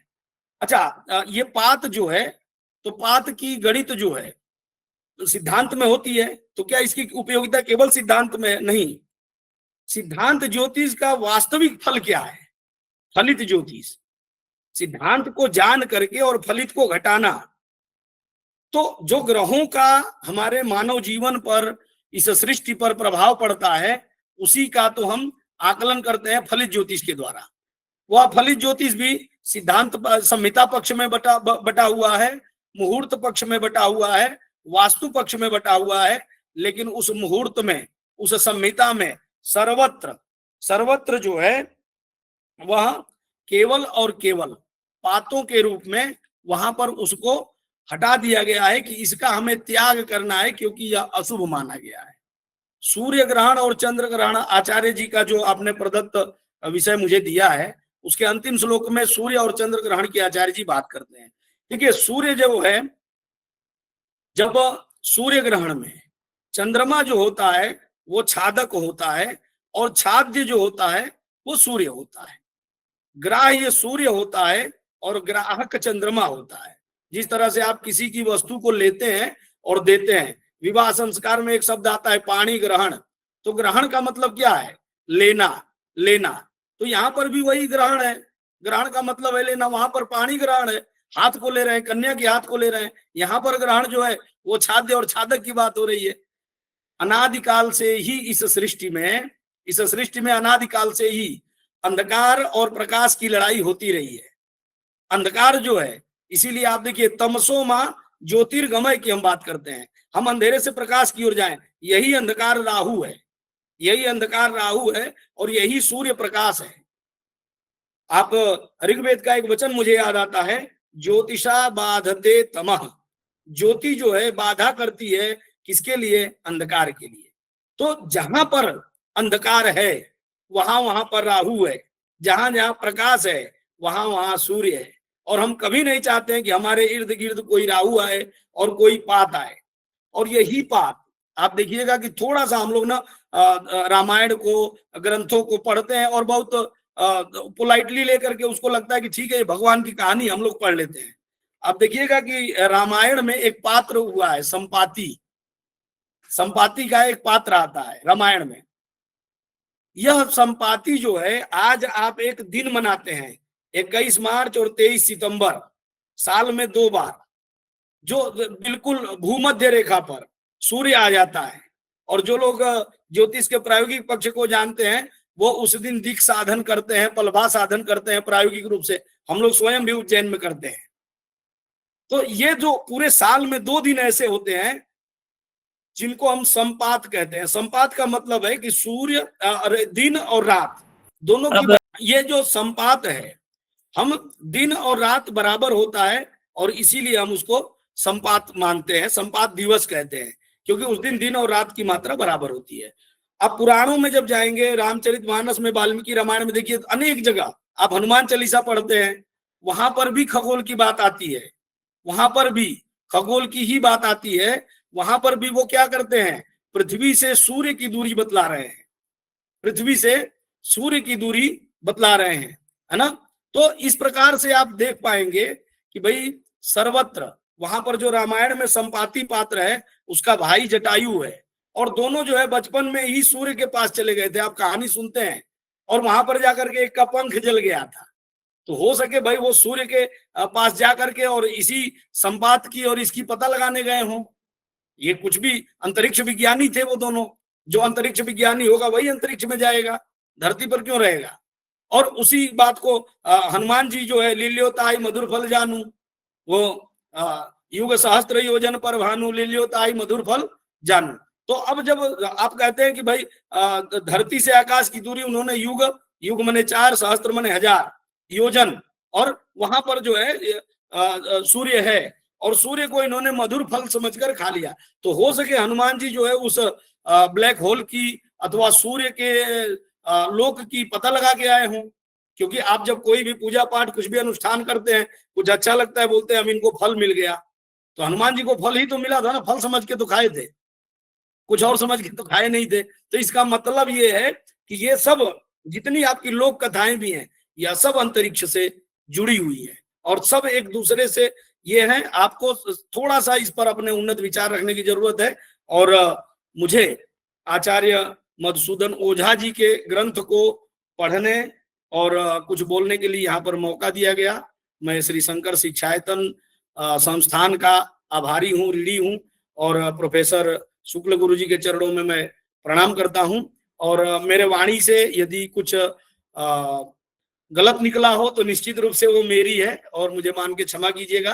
कुछ अच्छा हो, कुछ ज्ञानवर्धक हो तो मेरे गुरुओं का, मेरे माता पिता का, सबका आशीर्वाद है।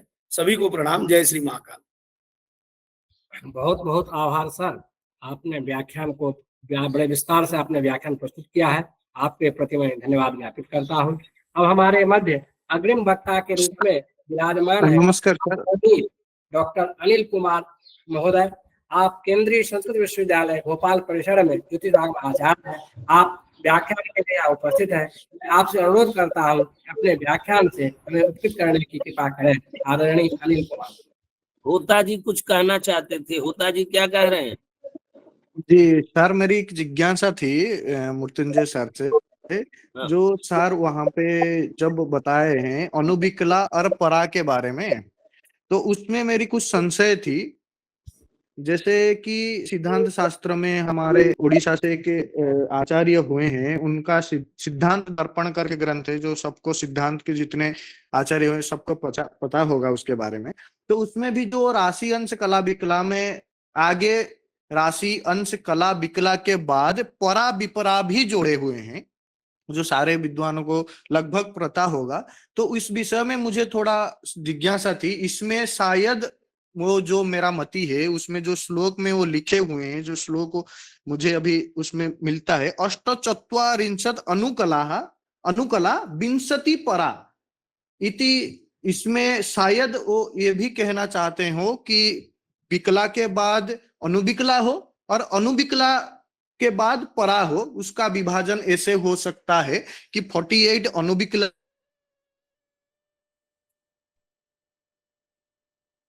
मृत्युंजय जी अब बात तो समझ गए होंगे, बताइए। अब उनका चंदन जी का कुछ गड़बड़ हो रहा है, आप बताएं। नहीं, चंदन जी का थोड़ा सा नेटवर्क ये नहीं है। देखिए, दो चीजें हैं। उन्होंने जो बात कही बिल्कुल वह पक्ष भी, एक उड़ीसा के बहुत अच्छे विद्वान हुए सामंती जी, और सामंत उनका कुछ पूरा नाम था, मैं उनका ग्रंथ पढ़ा हूँ, सिद्धांत का ही ग्रंथ है।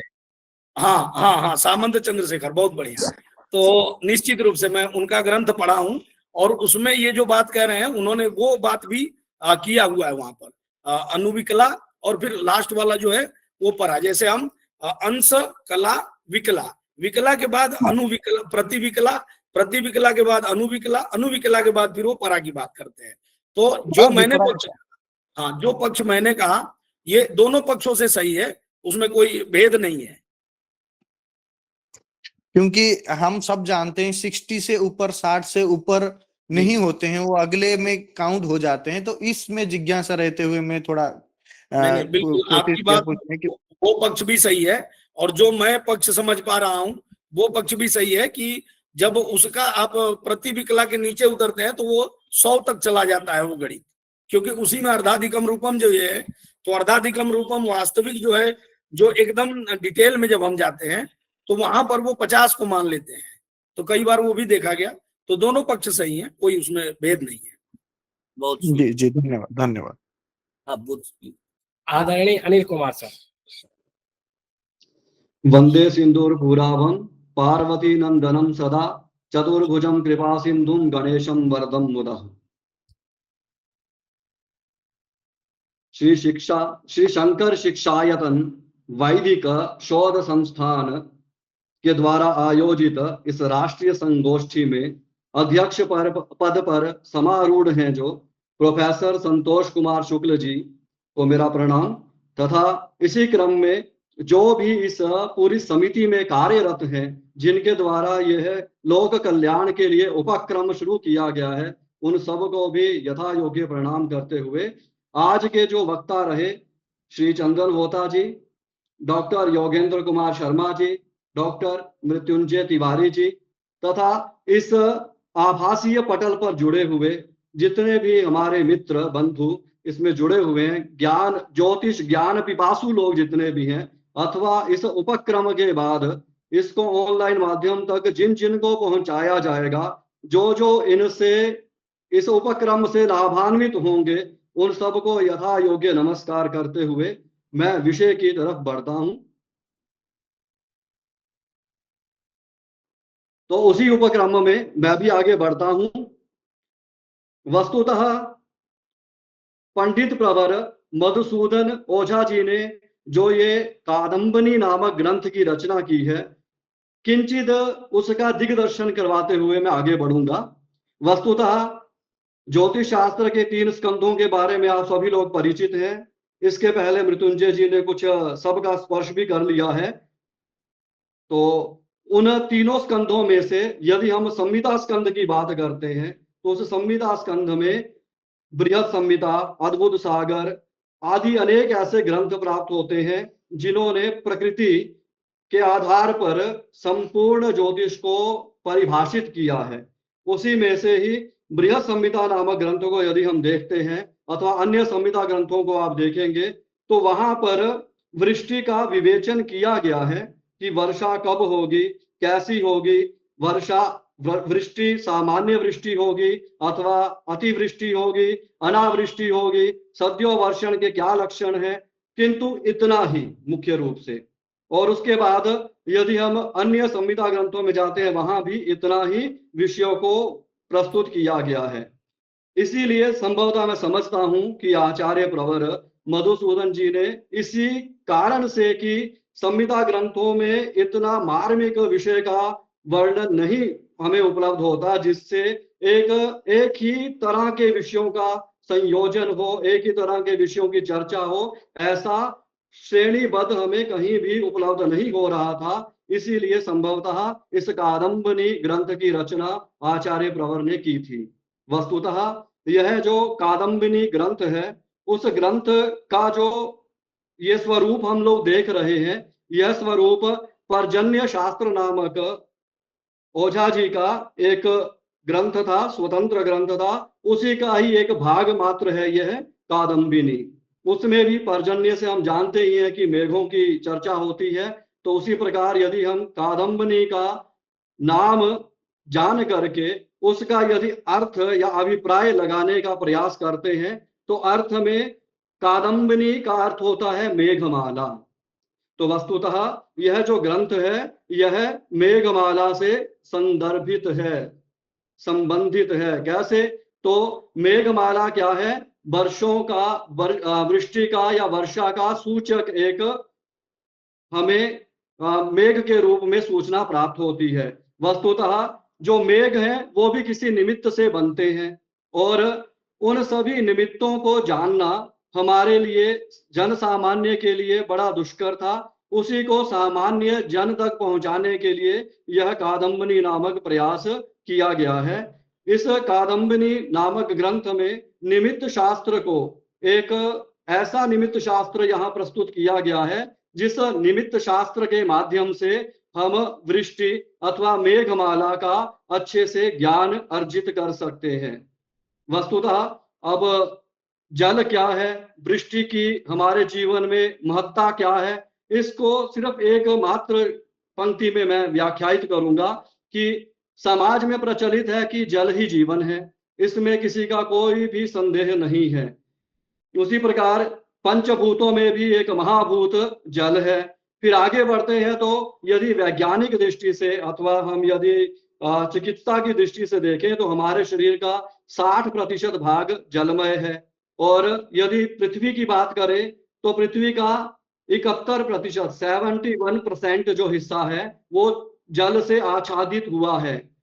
तथा उसके बाद यदि और आगे बढ़े तब जो पृथ्वी का जो 71% आच्छादित, जल से आच्छादित हिस्सा है वह अधिकांश खारा है, वो पीने योग्य जल नहीं है। उसमें से 97.5 अर्थात 97.5% भाग जल वो खारा पानी का है। तो जल का इतना महत्व होते हुए भी जल की मात्रा बहुत कम है। इसी कारण से जल की महत्ता को जानते हुए आचार्य प्रवर ने इस ग्रंथ की रचना की थी कि वृष्टि कब होगी, वृष्टि के लक्षण क्या है, वृष्टि हम कैसे समझें कि वृष्टि होने वाली है। जबकि हमारे जो मौसम वैज्ञानी होते हैं वो सिर्फ आकाशीय कुछ घटनाओं से, आकाशीय मेघ आदि उत्पत्ति से, वात से, वायु चक्र से इतना बता पाते हैं। परंतु यहाँ पर भौम, दिव्य, अंतरिक्ष और मिश्रित इन 4 प्रकार के निमित्तों का वर्णन किया गया है। यदि हम इन चारों प्रकार के निमित्तों को भली भांति जान लें तब हम वृष्टि की सटीक घोषणा कर सकते हैं। वस्तुतः इनमें से किंचित भाग को लेकर ही आज के पंचांगों में वृष्टि का पूर्वानुमान करवाया जाता है और वो अधिकांश सत्य प्रतीत होता है। आगे बढ़ते हैं इसी विषय के ऊपर।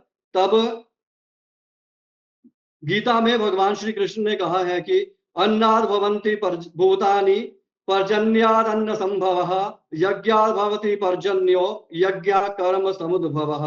अर्थात अन्न सभी जीवों का प्राण है और अन्न से ही सभी जीवों की उत्पत्ति होती है, किंतु यह अन्न जल के आश्रित है और जल मेघों के आश्रित रहता है। वस्तुतः क्या है, भगवान भास्कर ही संपूर्ण धरती में से जल को खींच करके बादलों के रूप में उसको परिणत करते हैं और वो वृष्टि होकर के फिर वह इस सृष्टि में चक्र के रूप में वह जल प्रवाहित होता रहता है। यहाँ पर जो निमित्त शास्त्र की चर्चा की गई है कि ये जो कादम्बनी नामक ग्रंथ है ये मेघमाला का निमित्त शास्त्र है। तो निमित्त चार प्रकार के यहाँ बताए गए हैं आचार्य प्रवर के द्वारा। भौम निमित्त, अंतरिक्ष निमित्त, दिव्य निमित्त और मिश्रित निमित्त। भौम निमित्त क्या है कि जैसे आचार्य वराह मिहिर ने सद्यो वर्षण एक अध्याय वहां पर बृहद संहिता में प्रतिपादित किया है। वहां उन्होंने मनुष्य, पशु, पक्षी, कीट आदि की चेष्टाओं से सद्यो वृष्टि का विवेचन किया है। उसी प्रकार अंतरिक्ष क्या है, जैसे गर्भ धारण करना मेघों का, वहां बताया गया है कि वायु का चलना और मेघों की गर्जना होना, बिजली का कड़कना इत्यादि अनेक प्रकार के वहां पर कुछ लक्षण बताए गए थे जिससे मेघ गर्भ धारण किए हैं उसकी संभावना की पुष्टि होती है। और उसके बाद दिव्य निमित्तों में सूर्य ग्रहण, चंद्र ग्रहण, सप्त नाड़ी चक्र, ग्रहों का उदयास्त, संक्रांति आदि के द्वारा वृष्टि का पूर्वानुमान किया जाता है। वस्तुतः पंचांग इन सब पर आश्रित रहता है। और मिश्रित अध्याय में क्या है कि 12 मासों में कुछ तिथियों को लेकर के वहां पर वृष्टि का अनुमान करवाया जाता है।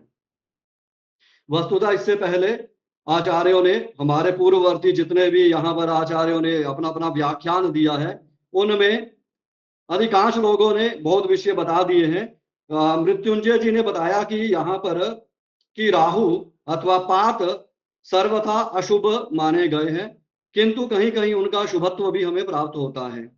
जैसे क्या है कि विष को विष काटता है, बहुत सारे रोगों की औषधि विष है। उसी प्रकार ज्योतिष शास्त्र ने भी जहां पर अरिष्टों का विवेचन किया है कि अरिष्ट होते हैं, जिस जातक की जन्म कुंडली में अरिष्ट होगा वह जातक अरिष्ट जन्य प्रभाव के कारण शीघ्र मृत्यु को प्राप्त कर लेगा। वहां पर मृत्यु का काल भी दिया है, किंतु अरिष्ट भंग के लिए भी अनेक श्लोकों का प्रतिपादन किया गया है। उसी के अंतर्गत एक उन्होंने राहु की स्थिति के अनुसार भी अरिष्ट भंग की चर्चा की है कि यदि तृतीय भावे, षष्ठ भावे, एकादश भावे वा राहु स्थिता स्यात् तदा अरिष्ट भंग करः अयम राहु भवति इति तत्र प्राप्यते। तो अरिष्ट भंग कारक राहु होता है नाम। यह पात भी कभी कभी शुभ फल देने वाला होता है। वस्तुतः फलित ज्योतिष में देखा जाएगा तो फलित ज्योतिष में अधिकांश आचार्यों ने राहु की चर्चा विशेष रूप से नहीं की, किंतु संहिता ज्योतिष में राहु की या पात की विशिष्ट चर्चा हुई है। राहु चाराध्याय नाम से अध्याय ही स्वतंत्र रूप से रचित किए गए हैं। पात का उल्लेख करते हुए सूर्य सिद्धांत में मिलता है कि शीघ्र मंदोच पाताख्या ग्रहाणाम गति हेतवः। तत्र ग्रहाणाम गति हेतवः, ग्रहों की गति के यह 3 मुख्य कारण हैं कि कोई ग्रह को पूर्व की तरफ आकर्षित कर रहा है, कोई पश्चिम की तरफ आकर्षित कर रहा है और पात दक्षिण और उत्तर की तरफ ग्रहों को खींच रहे हैं। इस प्रकार चुंबकीय या अथवा पातों के आकर्षण के कारण वो ग्रह चलते हुए वो एक राउंड में सीधा ऐसे नहीं घूमते, वो क्या है कि उसमें भी जिगजैग होते रहते हैं। तो वो गति के कारक के रूप में भी पात को स्वीकार किया गया है सूर्य सिद्धांत में। उसके बाद जब पात है, पात क्या है कि संयोग की चर्चा होती है कि दो वृत्तों का संयोग पात संज्ञक है, और वृत्तों को यहाँ जो विमंडल है ग्रहों के, उनको नाग शब्द से प्रतिपादित किया गया है। तो ग्रहों का संयोग जिसको ग्रहण भी माना गया है, तो कैसे ग्रहण माना जाता है, कब ग्रहण होता है, कब क्या होता है, उसके बारे में बृहद संहिता में यह श्लोक प्रतिपादित है। आचार्य वराहमिहिर ने लिखा है कि सूर्येण अस्तमनः चंद्रेण समागमः ताराग्रहाणां परस्परम युद्धम प्रकीर्तितम, अर्थात जब सूर्य के साथ कोई ग्रह होता है तो अस्तंगत हो जाता है, चंद्र के साथ बैठने वाले ग्रह को समागम स्थिति में मान लिया जाता है। उसी प्रकार जब पंच तारा ग्रह में से कोई ग्रह परस्पर बैठते हैं, इकट्ठे होकर बैठते हैं, एक राशि आदि में उनकी युति मानी जाती है, तब युद्ध माना जाता है। षड बल साधन की प्रक्रिया में वहां पर युद्ध बल भी एक बल में स्वीकार किया गया है। वस्तुतः फिर आगे बढ़ते हैं तो ज्योतिष शास्त्र का जो फल है उसका चिंतन करते हुए आचार्य ने लिखा है, ज्योतिष शास्त्र फलम पुराण गणकई आदेश इति उच्यते नूनम लग्न बलाश्रितः पुनरयम तत्स्पष्ट खेटाश्रयम, अर्थात ज्योतिष शास्त्र का जितना भी फल है, चाहे वो फल फलित में बताया गया हो, फलित स्कंद के अंतर्गत वर्णित हो अथवा संहिता स्कंद में वर्णित हो, वह सभी ग्रहों का जो फल है वो उस पूरे फल को आदेश के नाम से प्रतिपादित किया गया है। वस्तुतः यह आदेश का अभिप्राय है जो निश्चित घटित हो, जिसमें हो सकता है कि भावना ना हो, अपितु हो ऐसा ही होगा वैसा निश्चय किया जाए, वह आदेश है। और नूनम लग्न बलाश्रितम, पुनः यह जो ग्रहों का फल है वह लगन पर आश्रित होता है। जैसे कि मृत्युंजय जी ने बताया था अभी कि लगन क्या है, लगन है क्रांति वृत्त और क्षितिज वृत्त का पूर्वी संपात लगन है।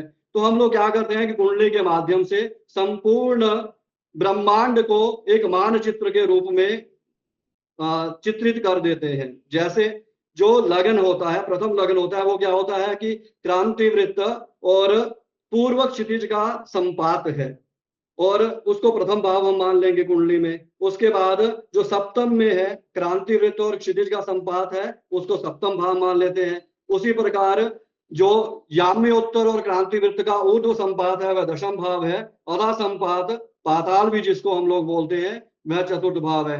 इस प्रकार चार केंद्रों के निकलने से क्या है कि वो जो संपूर्ण चक्र बनता है जन्म कुंडली का, वो संपूर्ण ब्रह्मांड का एक मानचित्र होता है।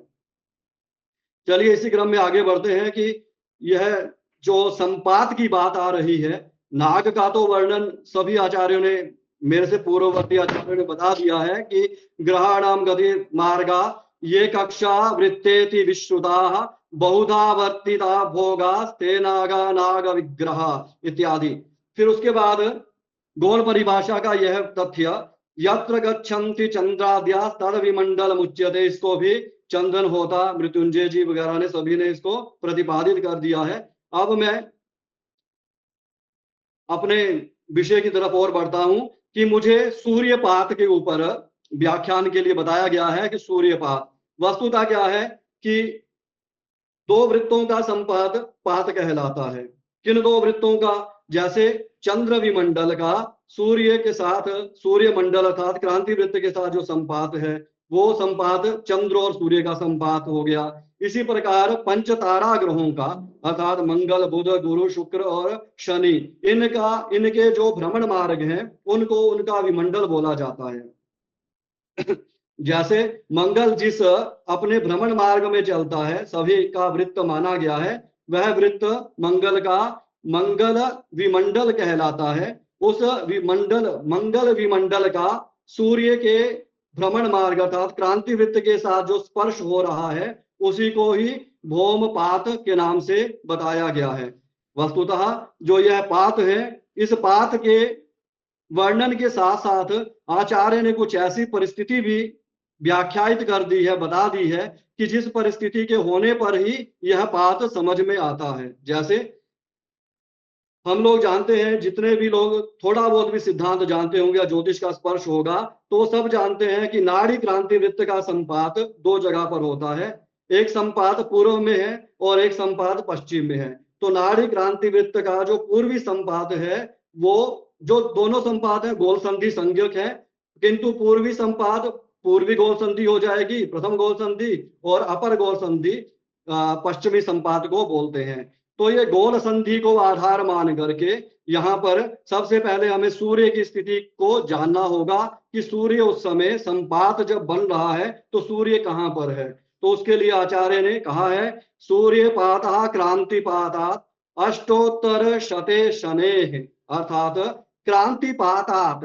अत्र यहाँ पर यह शब्द विचारणीय है कि आचार्य ने बोला कि क्रांतिपात से, क्रांतिपात का जो प्रारंभ है, प्रारंभ बिंदु है, वो गोल संधि मानी जाती है। तो गोल संधि से सूर्य कहाँ पर है उसको पहले जान लेना है।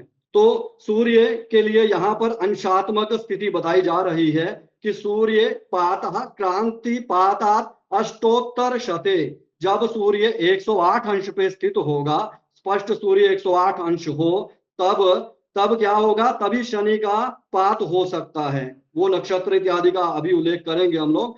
तो पहली स्थिति अपने को जानना है कि ये दोनों अगर संपात हम मान लें, ये क्रांति वृत्त है और ये नाड़ी वृत्त है, इनका संपात हो गया।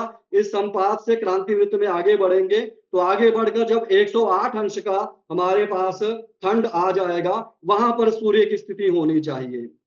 तो वहां पर जब सूर्य स्थित होगा तभी शनि का पात हो सकता है। उसी प्रकार गुरु का पात कब होता है, जब बोलते हैं कि शते गुरोह, जब 100 अंश पर सूर्य हो, अर्थात 3 राशि 10 अंश पर सूर्य हो, तब वस्तुतः ये जो पात की बात हो रही है, ये सूर्य की स्थिति की बात हो रही है, ये दोनों गोल संधियों से उतने उतने अंश की बात हो रही है।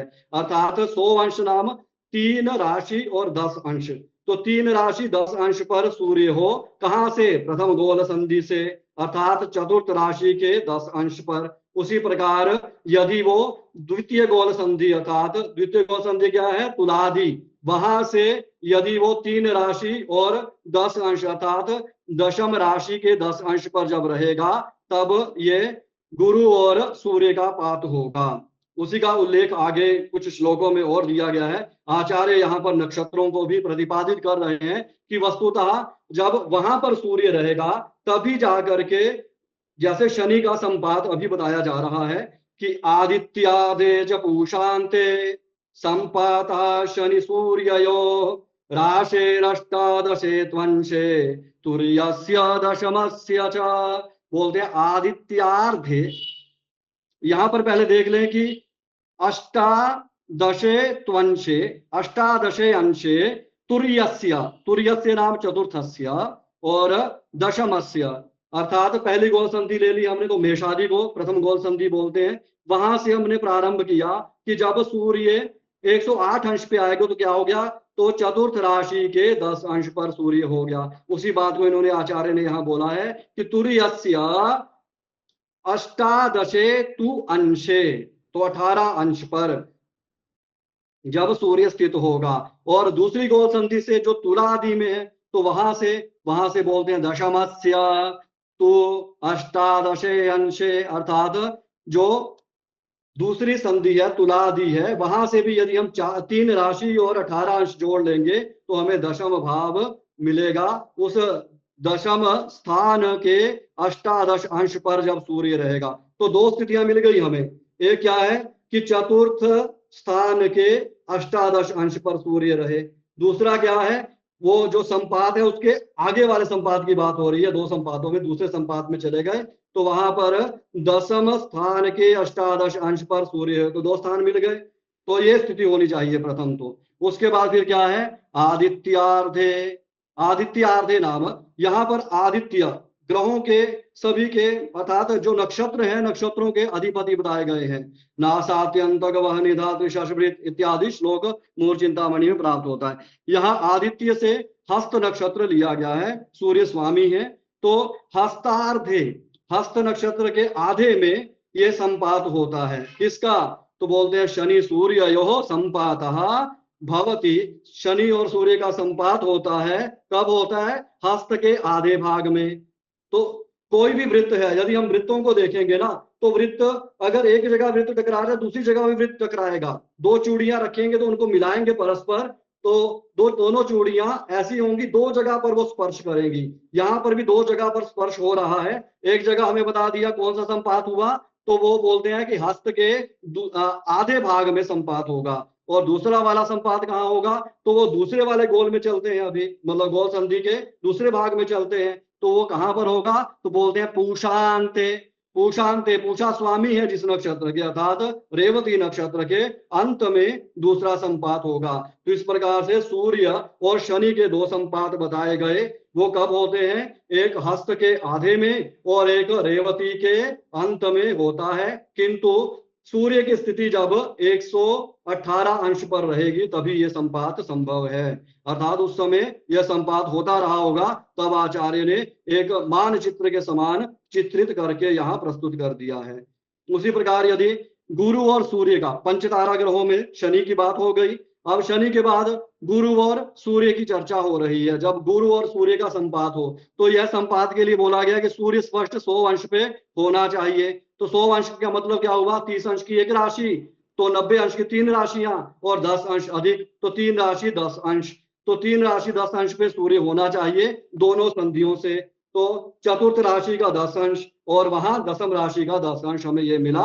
ये सूर्य की स्थिति हो तब बोलते हैं आर्धा तृतीय पूषाद्ये संपातो गुरु सूर्ययोः। तो बोलते हैं तब आर्द्रा तृतीय, आर्द्रा नक्षत्र के तृतीय चरण में और पूषाद्य रेवती के, ना पूषा नक्षत्र के रेवती के अंतिम, पूषाद्य पूषा के रेवती के प्रथम में, आदि में ही यह संपात हो जाएंगे। अर्थात यहाँ भी दो वलयों का, दो वृत्तों का संपात है जो दो जगह हो रहा है। एक जगह पर कहाँ संपात हो रहा है? तो आर्द्रा में, आर्द्रा के तृतीय चरण में, और दूसरी जगह वाला पूषा अर्थात रेवती के आदि चरण में संपात होगा। तो दो संपात होंगे। किंतु सूर्य की स्थिति कही गई है। सूर्य की स्थिति कब होगी? जब वो सूर्य 100 अंश पे होगा, अर्थात चतुर्थ राशि के 10 अंश पे और दशम राशि के 10 अंश पे रहेगा। तो उसके बाद अब ये देखें अगर ध्यान से, तो हमें क्या मिला कि पहले सबसे दूर जिसकी कक्षा है शनि, उसकी चर्चा हो गई, उसके बाद गुरु की चर्चा हो गई, और उसके बाद अब ये चर्चा कर रहे हैं मंगल की। तो मंगल, सूर्य और मंगल का जो संपात है, अर्थात इनका संपात का अर्थ यह है कि इनके वृत्तों का जो संपात हो रहा है, उसके बारे में आचार्य बताते हैं कि जब 70 अंश पे, 77 अंश पे, डिग्री पे जब सूर्य रहेंगे तभी ये संपात हो सकते हैं। तो 70 अंश को यदि हम राशि में कन्वर्ट करते हैं तो हमारे पास 2 राशि 17 अंश बच जाता है। तो अर्थात तीसरी राशि के 17 अंश पर ये हमें मिला। तो यह स्थिति तो प्रथम गोल संधि से हो गई, वैसे ही दूसरी गोल संधि से भी देखा जाएगा। तो इसी प्रकार नवम राशि के 17 अंश पर यह, अष्टम राशि के 17 अंश पर यह स्थिति बनेगी। जैसे बोलते हैं भरण्यन्ते विशाखार्थे संपातो भौम सूर्ययोः। तो भरण्यन्ते, भरणी के अंतिम भाग में, और विशाखार्थे, विशाखा के आधे में, तो वही दो संपात हो गए। दो वलयों के संपात दो जगह होंगे। तो पहली जगह पर कहाँ होगा? तो बोलते हैं कि भरणी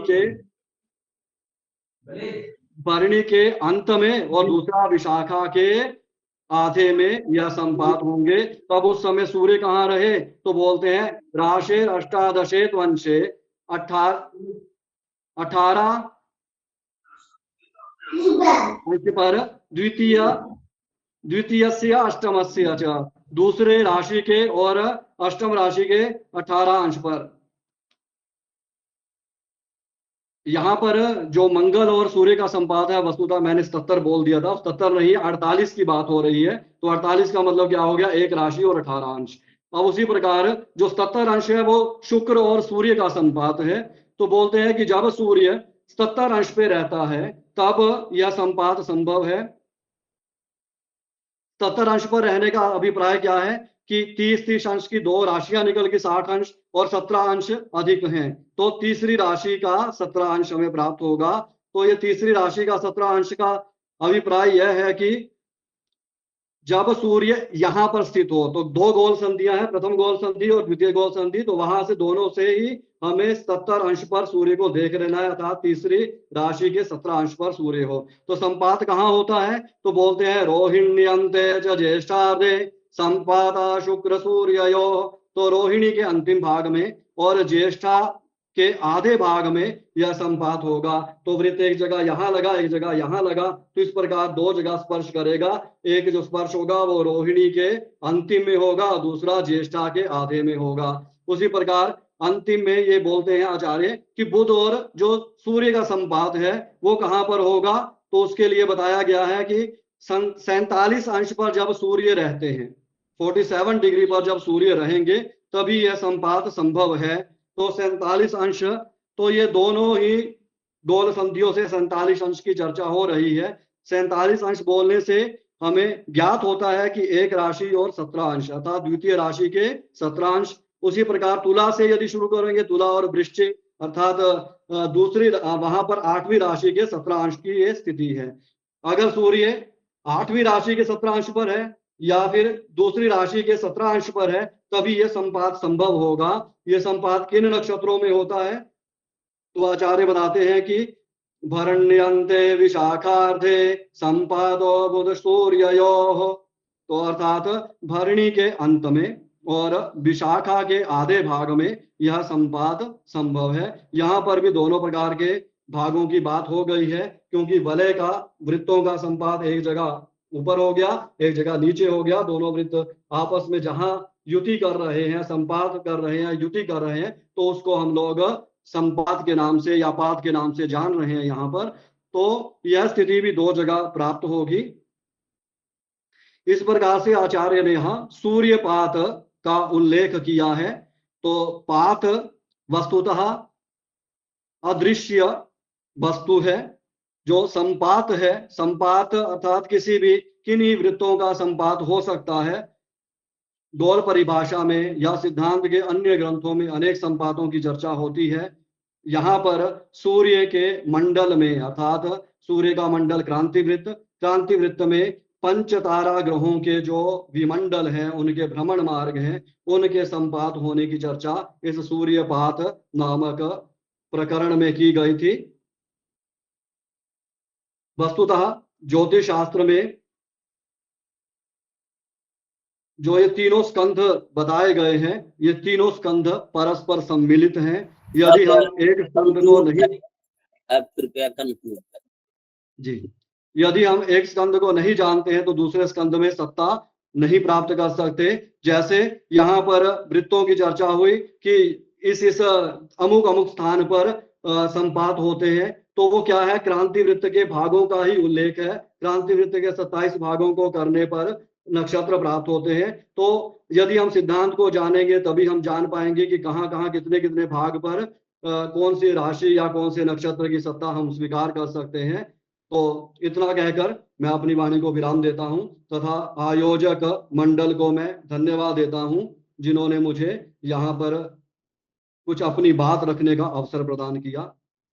सभी को धन्यवाद। बहुत बहुत आभार सर, आपने संपात विषय को अत्यंत विस्तार से समझाया। आपका व्याख्यान अत्यंत ही उत्कृष्ट रहा। मैं आपके प्रति धन्यवाद ज्ञापित करता हूँ। अब समय है अध्यक्षीय उद्बोधन का।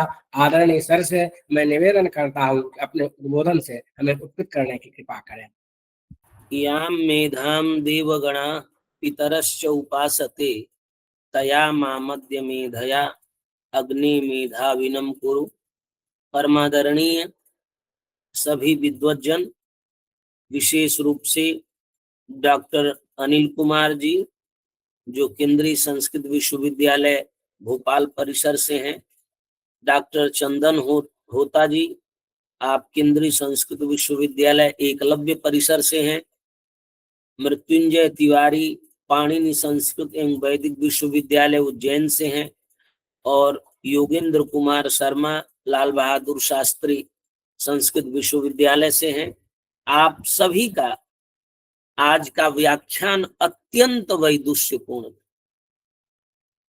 सभी ने इतने परिश्रम के साथ और विद्वता के साथ अपने विषयों का निरूपण किया है। बहुत आनंद हुआ है। और हमको लगता है कुछ लोग रिकॉर्ड भी कर रहे हैं और इसका प्रयोग करेंगे। वैसे यह पूरा रिकॉर्ड होता है और फेसबुक पर हम आपके व्याख्यान को अच्छी तरह से एडिट करके थोड़ा थोड़ा करके हम डालते हैं, जिससे कि रुचिपूर्ण बना रहे और लोग सुने। यूट्यूब पर पूरा कार्यक्रम होता है और फेसबुक पर हम उसको रुचिपूर्ण ढंग से प्रस्तुत करने का प्रयास करते हैं। आप जानते ही हैं कि यह मधुसूदन ओझा जी जो द्वारा प्रणीत ग्रंथ है और इसको हम कादम्बनी को कहते हैं पर्जन्य विद्या बोधकम निमित्त शास्त्रम। वृष्टि विज्ञान पर आधारित यह शास्त्र है, पर्जन्य विद्या बोधकम है। और इस ग्रंथ में 4 अध्याय हैं। एक अध्याय का नाम है गर्भाध्याय, दूसरे का नाम है द्वादश मासिकाध्याय, तीसरे अध्याय का नाम है निमित्ताध्याय और चौथे अध्याय का नाम है शकुनाध्याय। इस समग्र ग्रंथ में ओझा जी ने नाना विषयों का संकलन किया है और विभिन्न स्थानों से संकलन किया है और उन्होंने लास्ट में लिखा भी है कि हमने कुछ पुराने कुछ नए सबको लेकर के इस शास्त्र का प्रणयन किया है। प्राचाम निबंधनालोक्य नूतनै प्रतनैरपि श्लोकै कादम्बनी मेताम अकरोन मधुसूदन। मधुसूदन जी ने पुराने विद्वानों के निबंध ग्रंथों को देख करके नए और पुराने श्लोकों के माध्यम से इस कादम्बनी का प्रणयन किया है और कहा है कि जो लोग निमित्त शास्त्र के विद्वान होते हैं उनकी बड़ी महिमा होती है। समाज में लोग बहुत उनको पूज्य मानते हैं। निमित्त शास्त्र निष्णातो निमित्त ज्ञान चक्षुषा त्रिनेत्र पूज्यताम याति सर्वज्ञ स यथा शिव। उनको भगवान लोग मानते हैं क्योंकि निमित्त शास्त्र के वो ज्ञाता होते हैं। और यह पूरा निमित्त किन पर आधारित है, ये भी उन्होंने लिखा कि समग्र निमित्त का आधार क्या है। उन्होंने कहा अग्निम वायुम रविम सोमम, अग्निम वायुम रविम सोमम मन महे संभवत्यपाम। वृष्टि के मूल यही 4 हैं, अग्नि वायु रवि और सोम। अग्निम वायुम रविम सोमम मन महे संभवत्यपाम उत्थानम प्रत्युपस्थानम घर्षणम वर्षणम यतः। ये सब विषय लेकर के उन्होंने बड़े अच्छे ढंग से प्रस्तुत किया है और हम लोगों का सौभाग्य है 8 महीने से देश के विभिन्न विश्वविद्यालयों की ज्योतिष शास्त्र के मर्मज्ञ आचार्यों का हमें सानिध्य मिल रहा है आज भी। और जो लोग छूट रहे हैं और आप लोगों को लगता है कि ऐसे और भी ज्योतिष के मर्मज्ञ विद्वान हैं, उनका भी व्याख्यान होना चाहिए, तो आप शंकर शिक्षायतन को सूचित कर सकते हैं। आगे उनको हम लोग व्याख्यान के लिए आमंत्रित करेंगे। यहाँ क्योंकि ये जो विषय है, इस विषय में आया जो निमित्ताध्याय है उसमें 6 विषय आए। उसमें से अभी हम लोग प्रकीर्ण पर चल रहे हैं, प्रकीर्णाधिकार में चर्चा चल रही है। उसके पहले उल्काधिकार है। उल्काधिकार में चर्चा की गई थी कि अंतरिक्ष के अग्नियों, अंतरिक्ष में उन्होंने कहा कि 5 प्रकार की अंतरिक्ष में अग्नियां होती हैं। वज्रम विद्युन महोल्का च धृष्णया तारेति पंचधा उल्केति संज्ञया ख्याता अंतरिक्षोद्भवाग्नय। अंतरिक्ष में उत्पन्न होने वाली 5 प्रकार की अग्नियों का शास्त्र के आधार पर उन्होंने विश्लेषण किया और उसके पश्चात उन्होंने अगला जो विषय लिया वो प्रकीर्णाधिकार में 5 विषय यहाँ भी उन्होंने लिखा। राहवः केतवस्तारा दिग्दाह पांशुवर्षणम भूकंपश्चेति षड्भावा उक्ता वैकारिका हुआ। ये वैकारिक विषय जो हैं 6 प्रकार के, राहवः है, केतवः है, दिग्दाह है, पांशुवर्षण है और भूकंप है। अभी हम लोग जो चल रहे हैं, इस समय जो चर्चा चल रही है वो अभी राहु पर ही चर्चा चल रही है। राहु की चर्चा में उन्होंने कहा कि जैसे राहु दिखाई नहीं देते हैं, उनका स्वरूप नहीं पता है। ये भी लिखा कि राहवः स्वपरत ज्योति राहित्याद प्रकाशित, उनकी अपनी ज्योति नहीं होती है, इसीलिए वे अप्रकाशित रहते हैं। अपि संतोपि गच्छन्तो, वो हैं भी और मूव की भी करते हैं, जाते हैं भी हैं। द्युमार्गेषु न भान्तिये, लेकिन द्यु मार्ग में उनको प्रकाशित न होने के कारण किसी को पता नहीं चलता है, इसीलिए इनके बारे में लोगों को ज्ञान नहीं है। आगे उन्होंने कहा कि ये भी जो राहव है ये भी ग्रहवत ही है। ग्रहवत गति मंतस्ते, ग्रहों की तरह इनमें भी गति है। तस्माद दुक्ता उपग्रह, इन राहुओं को उपग्रह कहते हैं। ग्रहवत गति मंतस्ते तस्माद उक्ता उपग्रह, और इनके 4 नाम हैं। कीला स्वभानवः नागा पाता इति चतुर्विधा। कील राहु, स्वभानु राहु, नाग राहु और पात राहु, ये 4 प्रकार के राहुओं की चर्चा हुई और सबकी उन्होंने एक एक का विश्लेषण किया कि ते कीलका अप्रकाशा पिंडा व्योमनि भ्रमन्ति ये स्वभावनः परद्योत्य पिंड छाया ममार्धका ग्रहाणाम गति मार्गाये कक्षा वृत्तित विश्रुता बहुधा वर्तिता भोगा स्ते नागा नाग विग्रहा एतेषामेव नागानाम ये संपाता परस्परम तएव पातास्ते सर्वे राहवो निष्प्रभायतः।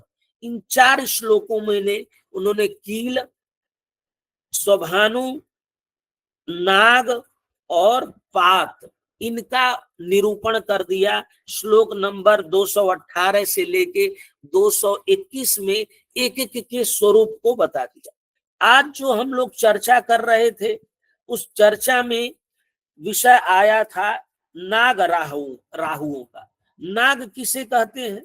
तो कहा ये न यथा खेटा गच्छन्तः प्रतिभान्ति ते सपंथा नाग इत्युक्तो यत्र खेटस्तदानन।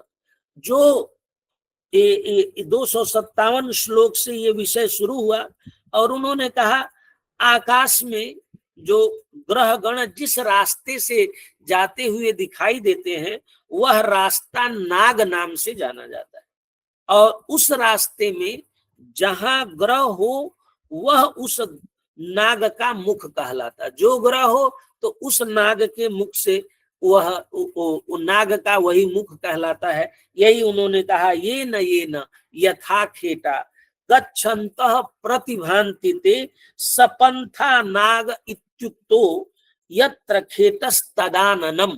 उसके मुख को उसी रूप में हम जानते हैं। इस प्रकार से उन्होंने ये भी बताया कि ये जो पात हैं ये कितने हैं। इसके बाद उन्होंने, क्योंकि ये निमित्त शास्त्र है, इसमें विस्तार से बताया कि ये जो ग्रह पात है, ग्रहों की कक्षा, पात किसे कहते हैं? तो उन्होंने कहा ग्रहों की अपनी कक्षाओं के वृत्तों के जितने संयोग बनते हैं वे 21 पात होते हैं। 21 पात कहे जाते हैं। इन्हीं ग्रह पातों से ग्रह दक्षिण या उत्तर जाते हैं।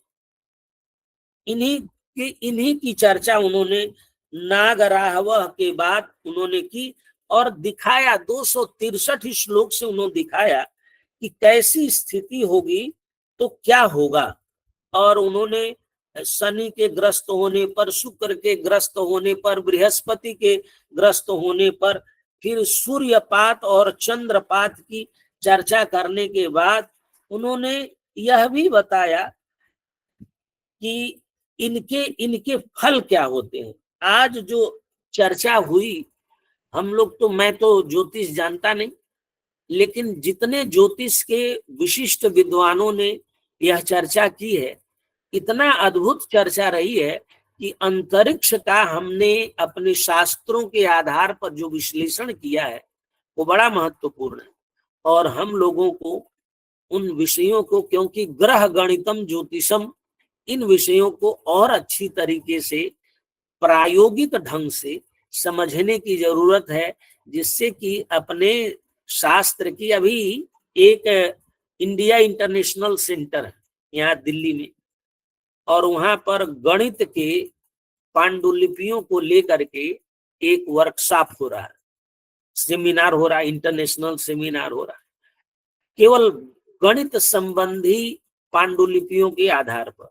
और देश भर के और विदेश से भी बड़े बड़े विद्वान आ रहे हैं और एक एक विषय लिया गया है। यद्यपि ज्योतिष शास्त्र का ही विषय है, क्योंकि गणित तो ज्योतिष शास्त्र में ही बताया गया है, तो वो लोग मैथमेटिक्स के साथ जोड़ करके उस विषय को बताने का प्रयास करें।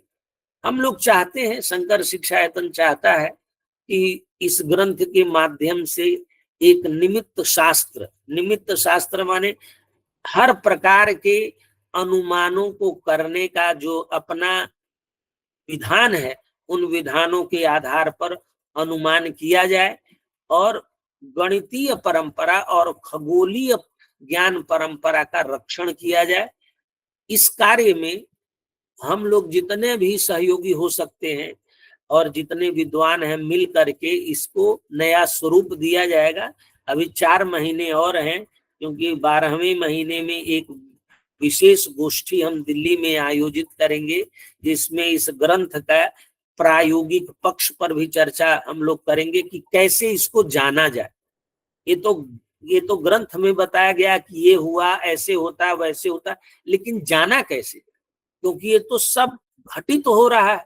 ऐसा तो है नहीं कि केवल किताबी विषय है कि संधि हो रही है, यहाँ संधि नहीं है, यहाँ तो यह ई के स्थान पर यह हो गया और ऐसे हो गया, जो हम संधि प्रकरण में पढ़ते हैं उस तरह का ये नहीं है। तो घटनाएं घटती हैं अंतरिक्ष में, तो उनको ठीक से समझने के लिए, प्रायोगिक पक्ष को समझने के लिए, गणित के या ज्योतिष का प्रायोगिक पक्ष किस प्रकार से वैज्ञानिक पद्धति से तैयार किया जाए, जिससे अन्य लोग भी इसका लाभ उठा सके। इन्हीं शब्दों के साथ आप सभी के प्रति, आप चारों लोगों के प्रति, जिनका बहुत ही मैं बहुत ही आज प्रभावित हूँ कि इतना हमारे नवयुवक ज्योतिषी लोग इतना परिश्रम करते हैं और इतना उनको ज्ञान है। तो यह ज्ञान खूब आगे बढ़े, तेजस्वी हो और शास्त्र की रक्षा में आगे बढ़े। इन्हीं शब्दों के साथ आप सभी के प्रति कृतज्ञता व्यक्त करते हुए और इस सभा पटल पर उपस्थित सभी विद्वानों के प्रति, विदुषियों के प्रति, शोधार्थियों के प्रति मैं हार्दिक कृतज्ञता व्यक्त करता हूँ। इन्हीं शब्दों के साथ अपनी वाणी को विराम देता हूँ। बहुत बहुत धन्यवाद। नमस्कार। आपके प्रति भी सर बहुत बहुत कृतज्ञता मैं ज्ञापित करता हूं। आपने विषय को सारांश के रूप में प्रस्तुत किया है। आज के हमारे बीच जो विद्वान उपस्थित हैं, आदरणीय डॉक्टर अनिल कुमार जी, मैं आपके प्रति धन्यवाद ज्ञापित करता हूं। डॉक्टर सी चंदन होता जी, आपके प्रति मैं श्री शंकर शिक्षायतन पक्ष से धन्यवाद ज्ञापित करता हूं। आदरणीय डॉक्टर मृत्युंजय तिवारी जी के लिए मैं धन्यवाद ज्ञापित करता हूं। आदरणीय योगेंद्र कुमार शर्मा जी के लिए मैं धन्यवाद समर्पित करता हूं। और इस समग्र कार्यक्रम में आप सभी की उपस्थिति से ही यह कार्यक्रम सफल होता है। मैं सभी विद्वजनों के प्रति धन्यवाद ज्ञापित करता हूं। आप लोगों की उपस्थिति से, उत्साह से यह कार्यक्रम सफल होता है। अब इन्हीं शब्दों के साथ मैं आज के कार्यक्रम को यहीं पूर्ण करता हूं। ओम सर्वे भवन्तु सुखिनः सर्वे सन्तु निरामया सर्वे भद्राणि पश्यन्तु मा कश्चित् दुःखभाग् भवेत्। हरि ओम शांति शांति शांति भव।